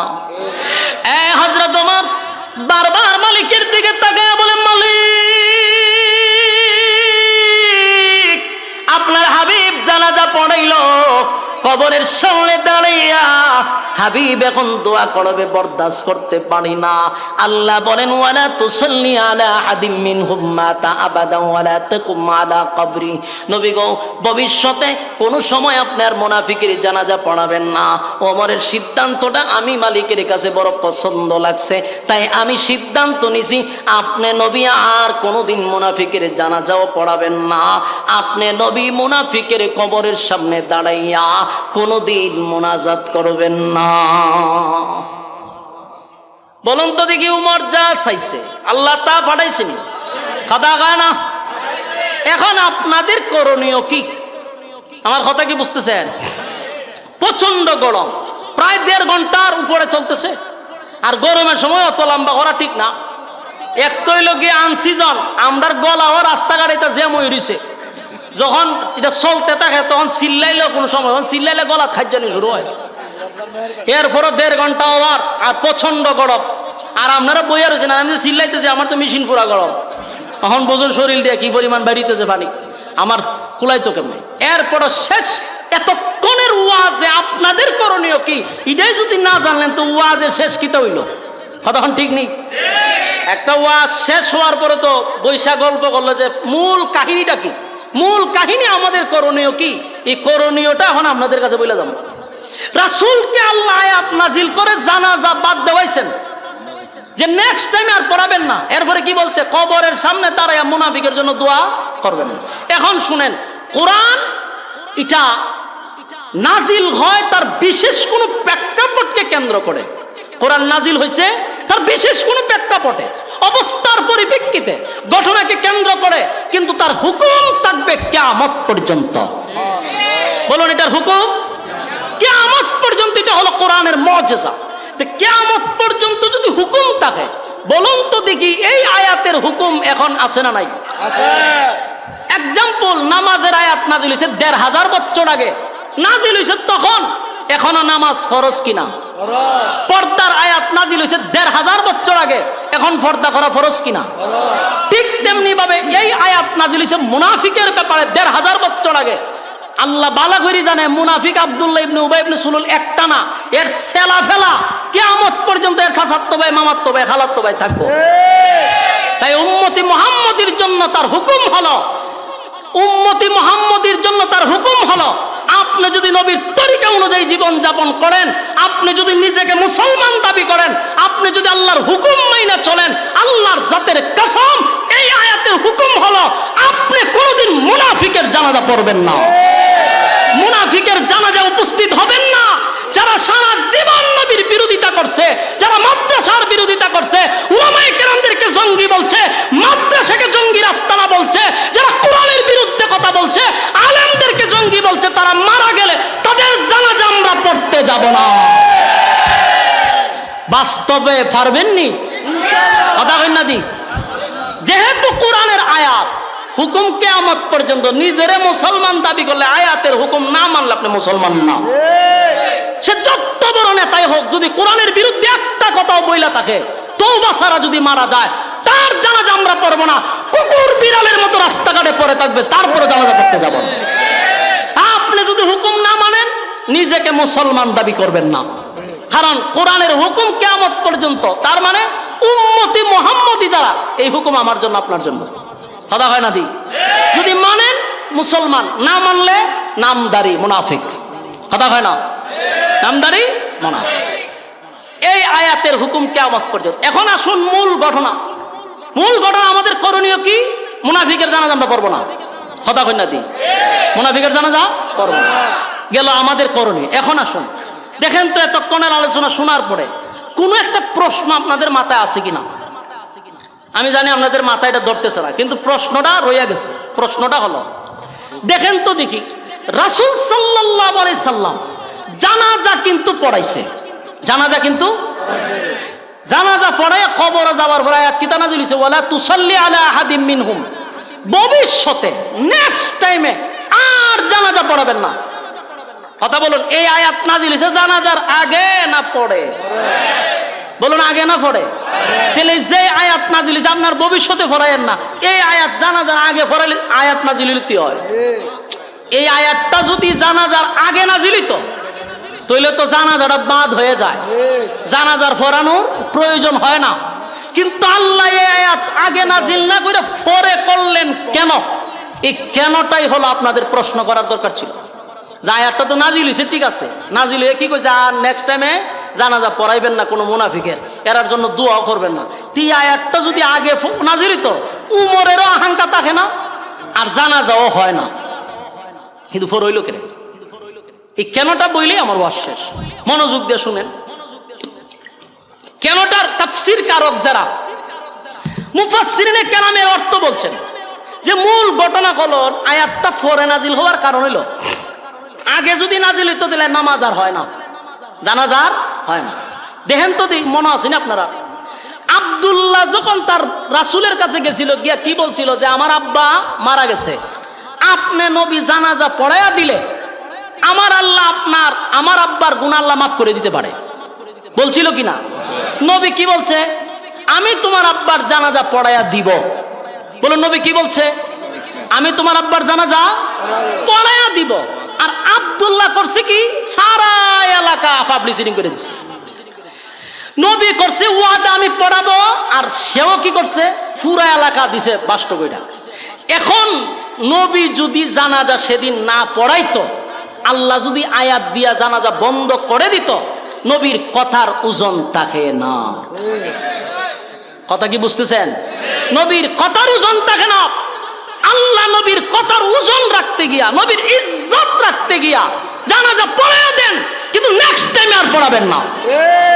কারণ আমি আপনার কথার ওজন রাখছি, আপনি বইলা লাইছেন, এখন আর বাধা দেওয়া যায় না। উমর যতই চেষ্টা করুক আয়াতটা পরে নাজিল করছে আপনার ইজ্জত রাখার জন্য, আল্লাহর কত মায়া বন্ধুর জন্য। সুবহানাল্লাহ। উমর কিন্তু বহু চেষ্টা করছে যে আল্লাহ আগে কেড়ে পাঠাইলেন না, পরে কেড়ে পাঠাইলেন, কারণ আগে পাঠাইলে আমার বন্ধু বেজ্জতি হয়। তাই নবীর ইজ্জত রাখার জন্য পরে আয়াত নাজিল করে বলছে আর পড়াইয়েন না। তাই উম্মতের জন্য ওয়াদা করতে হবে নেক্সট টাইমে আমরা কোনো মুনাফিকের জানাজা পড়াবো না। রাজি আছেন না আপনারা? এই ওয়াদা তুলেন। লিল্লাহে তাকবীর, লিল্লাহে তাকবীর। এ ফাক্কা ওয়াদা ইনশাআল্লাহ। আল্লাহ সবাইকে এই কথাগুলির উপরে বলনেওয়ালা শুননেওয়ালা উভয়কে যেন সহিভাবে আমল করার তৌফিক দান করে, সকলে বলে আমিন। সম্মানিত সুধী, আপনারা এই প্রচন্ড গরমে আপনারা বসে রয়েছেন। আমি একটা জিনিস খেয়াল করছি, শুরুর থেকে নিয়ে এই পর্যন্ত একটা লোক উঠেন নাই। এই গরমের ভিতরে আপনারা উঠেন নাই, এটা পরিচয় দিলেন যে আপনারা কোরআনকে কত ভালোবাসেন, আলেমদেরকে কত মহব্বত করেন। নারায়ণগঞ্জ আলেম উলামার একটা শহর। আল্লাহ তাআলা এই আপনাদের এই বসাটাকে কিয়ামতের ময়দানে নাজাতের একটা উসিলা করে দেন। বিশেষ করে এই মাহফিলটা হলো কবরবাসীর রুহের মাগফিরাত কামনায়। আমরা এখন এলাকার রুহের মাগফিরাতের জন্য এলাকাবাসী যারা মারা গেছেন, আত্মীয় স্বজন যাদের নাই, তাদের জন্য আমরা দোয়া করবো ইনশাআল্লাহ। দুরূদ শরীফ পড়েন। আল্লাহুম্মা সাল্লি আলা মুহাম্মাদিন ওয়া আলা আলি মুহাম্মাদ কামা সাল্লাইতা আলা ইব্রাহিম ওয়া আলা আলি ইব্রাহিম ইন্নাকা হামিদুম মাজিদ। اللهم صل على محمد وعلى آل محمد كما صليت على إبراهيم إنك حميد مجيد। দোয়া করবেন সবার জন্য, আমার মাদ্রাসার জন্য আপনারা দোয়া করবেন। আমার নিজস্ব একটা প্রতিষ্ঠান আছে, বহু যুদ্ধ করে, বহু সংগ্রাম করে এই মাদ্রাসাটা আমি দাঁড় করাইছি আমার এলাকায়। মাদ্রাসাটার জন্য দোয়া করবেন। এবং বর্তমান মানে গার্জেনরা যেরকম চায় এরকমই করার চেষ্টা করছি। আপনাদের হাদিয়া তোফা যা দেন এ দিয়েই বিশাল 2টা বিল্ডিং আমি করছি। 100 হাত 2টা বিল্ডিং, প্রায় 65% জায়গার মধ্যে। আপনারা যে হাদিয়া দেন এটি দিয়ে কি সিনেমা হল বানাই না মাদ্রাসা হয়? গেলে দেখতেইবেন নিজস্ব জায়গা, কিনা জায়গা, প্রায় 1.5 কোটি টাকার উপরে এই পর্যন্ত আমি খরচ হয়েছে। আর এখন তো প্রত্যেক মাসে ভর্তুকি আছে 50,000 40,000 আছে বোর্ডিং খরচ। আমার এখানে তো সব বড় লোক যায় না, গিয়া হয় আমি গরিব, তো আমার এরার খাওয়াইতে হয়। মাদ্রাসার জন্য দোয়া করবেন, আল্লাহ তাআলা যেন তার জরুরত গাইবি খাজানা থেকে পুরা করে দেয়। দোয়া করেন বিশেষ করে সবার জন্য। মুরব্বি ইসরাফিল ভাই এক খতম। জি জি ইনশাআল্লাহ, জি শুনছি। আমরা সবার জন্য দোয়া করি, আল্লাহুম্মা আমিন। রব্বানা যালামনা أنفسنا وإن لم تغفر لنا وترحمنا لنكونن من الخاسرين ربنا لا تزغ قلوبنا بعد إذ هديتنا وهب لنا من لدنك رحمة إنك أنت الوهاب إن صلاتي ونسكي ومحياي ومماتي لله رب العالمين لا شريك له وبذلك أمرت وأنا أول المسلمين রব্বুল আলামিন। আল্লাহ আপনার কুদরতি নজর দিয়ে একটু তাকায়া দেখেন, কত সাদা সাদা দাড়িওয়ালা মুরব্বীরা হাত বাড়াইছে। আল্লাহ তরুণ নওজোয়ান ভাইরা হাত বাড়াইছে। আল্লাহ ছোট ছোট ছোট ছোট মাসুম বাচ্চারা হাত বাড়াইল। পর্দার আড়ালে আমার মা বোনেরা হাত বাড়াইছে। আল্লাহ বিশেষ করে কত হাফেজরা হাত বাড়াইছে। জাতির শ্রেষ্ঠ সন্তান হযরত উলামায়ে কেরামরা হাত বাড়াইছে। আল্লাহ আমি গুনাহগার নাগান্দা নাফরমান নালায়েক অযোগ্য মুসাফির হালতে আপনার দরবারে ভিক্ষুকের মতো দুইটা হাত বাড়াইছি। মেহেরবানি করে এতক্ষণ যা বললাম আর যা শুনলাম ভুল ত্রুটি মাফ করেন আল্লাহ। সোয়াবের হাদিয়াটুকু কোটি কোটি কোটি গুণ আপনি বাড়ায়া দেন আল্লাহ। পূর্ণ সোয়াবটা বিশ্ব নবীর রওজা মুবারকে পৌঁছায়া দেন আল্লাহ। এই সোয়াবের হাদিয়া বাবা আদম থেকে নিয়া আজকে পর্যন্ত যত মুমিন মুমিনাত কবরে শাহিদ আল্লাহ প্রত্যেকের রুহে সওয়াব পৌঁছায়া দেন আল্লাহ। বিশেষ করে আমরা যারা হাত বাড়াইছি এই মজলিসে কত মানুষের মা নাই, বাবা নাই, দাদা নাই, দাদি নাই, নানা নাই, নানি নাই, শ্বশুর নাই, শাশুড়ি নাই, আত্মীয় স্বজন, ভাই বেড়াদর, পাড়াপড়শি, হকদার, দাবিদার, মায়ার মানুষ, মহব্বতের মানুষ, বন্ধু বান্ধব কবরে চলে গেছে আল্লাহ। জানি না কোন অবস্থায় কোন হালতে আছে। আজকের এই মহতি জলসার মধ্যে আলেমদেরকে লইয়া, হাফেজদেরকে লইয়া, মাসুম বাচ্চাদেরকে লইয়া, আল্লাহ সাদা দাড়িওয়ালা মুরব্বীদেরকে লইয়া আমি গুনাহগার দুইটা হাত বানাইছি। মেহেরবানি করে আমাদের জীবনের সগীরা কবিরা ইচ্ছা অনিচ্ছা দেখাইয়া না দেখাইয়া অঙ্গ প্রত্যঙ্গর দ্বারায় যত গুনাহ করছি মেহেরবানি করে আজকের এই মজমার উসিলায় মুসাফির হালতে আপনার মহব্বতের বন্দাদেরকে নিয়ে হাত বাড়াইছি আল্লাহ। এই উদ্দেশ্যে আপনি আমাদের জিন্দেগির গুনাহ মাফ করে দেন আল্লাহ। যতদিন আপনি আমাদেরকে বাঁচায়া রাখবেন আল্লাহ, ইহদিনাস সিরাতাল মুস্তাকিম, সঠিক সরল রাস্তার উপরে জীবনটাকে পরিচালনা করার তৌফিক দেন আল্লাহ। যেমনে চললে আপনি মালিক আমাদের প্রতি খুশি আল্লাহ, আপনার হাবিব খুশি, ওইভাবে জীবনটাকে পরিচালনা করার তৌফিক দেন আল্লাহ। চলার পথে শয়তানের ওয়াসওয়াসা থেকে হেফাজত করেন আল্লাহ। চলার পথে শয়তানের বিভিন্ন চক্রান্ত থেকে হেফাজত করেন আল্লাহ। মানুষ শয়তান থেকে হেফাজত করেন আল্লাহ। মানুষের চক্রান্ত থেকে হেফাজত করেন আল্লাহ। জিন শয়তান থেকে হেফাজত করেন আল্লাহ। আমরা যারা হাত বানাইছি রব্বুল আলামিন, আমরা যারা হাত বানাইছি অনেক মানুষ এখানে অসুস্থ আছে, আপনি শিফায়ে কামেলা আজেলা দান করেন আল্লাহ। কত মানুষ আমার কাছে দোয়া চাইছে, যে যেই নিয়তে দোয়া চাইছে প্রত্যেকের দিলের নেক বাসনা পুরা করে দেন আল্লাহ। অনেকেই অনেক উসিলা নিয়ে দোয়া চাইছে, কেউ কোরআন খতমের উসিলায় দোয়া চাইছে আল্লাহ। যে যেমনে পারছে প্রত্যেকের দিলের নেক বাসনাটুকু আপনি পুরা করে দেন আল্লাহ। দীর্ঘক্ষণ সময় প্রচন্ড গরমের মধ্যে কোরআনের মহব্বতে আল্লাহ আপনার বন্দারা এখানে বসা আপনার কুদরতি নজর দিয়া তাকায়া দেখেন আল্লাহ।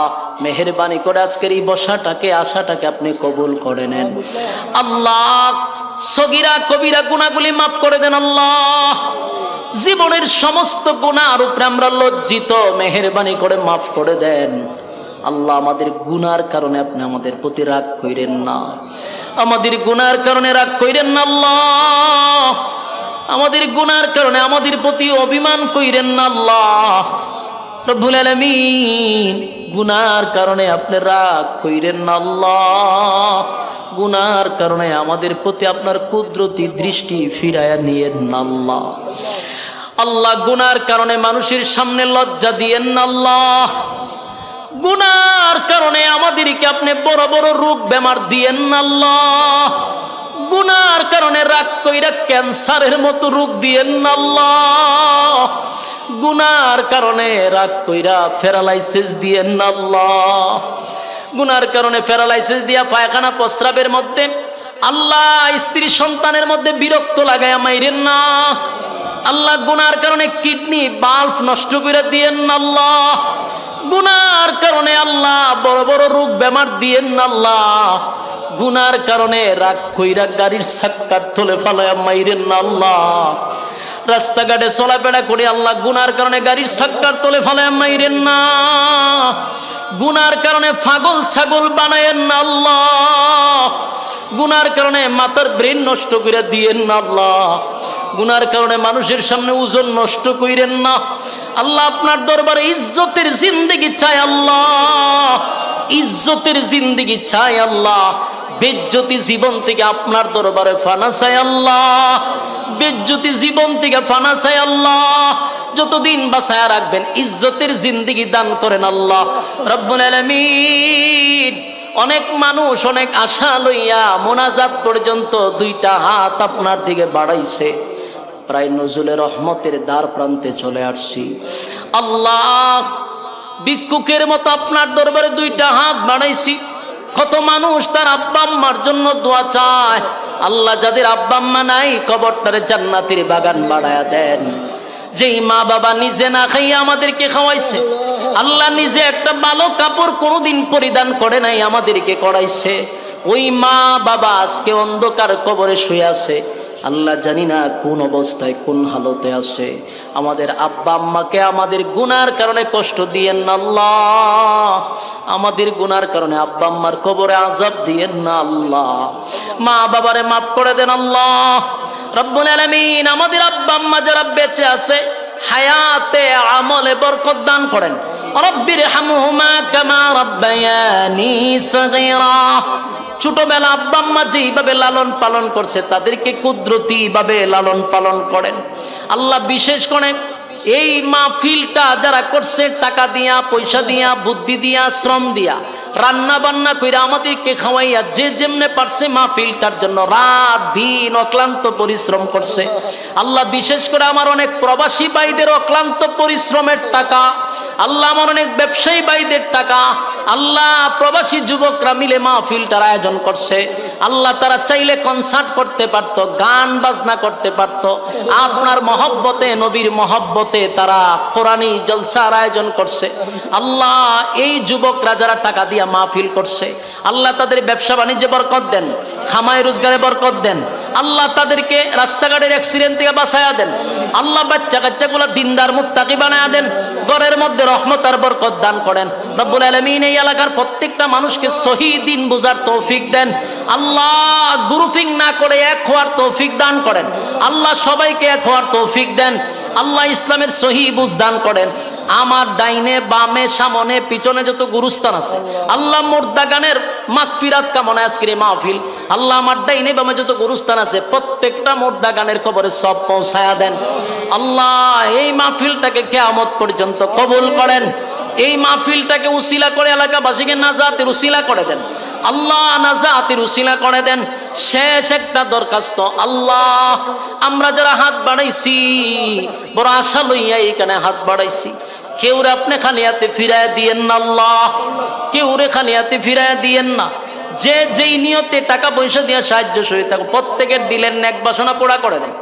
বিশেষ করে প্রবাসী ভাইদের ব্যবসা বাণিজ্যে বরকত দেন আল্লাহ। আমার প্রবাসী ভাইদের ঘাম ঝরানো টাকা দিয়া সাহায্য সহযোগিতা করছে তাদেরকে আপনি ব্যবসা বাণিজ্যে বরকত দেন আল্লাহ। যা বললাম যা শুনলাম নবীজির জুতার দুলার বরকতে দোয়ারে কবুল করেন আল্লাহ। নবীজির জুতার দুলার বরকতে দোয়ারে কবুল করেন। সুবহান রাব্বিকা রাব্বিল ইজ্জাতি আম্মা ইয়াসিফুন ওয়া সালামুন আলাল মুরসালিন والحمد لله رب العالمين آمين برحمتك يا أرحم الراحمين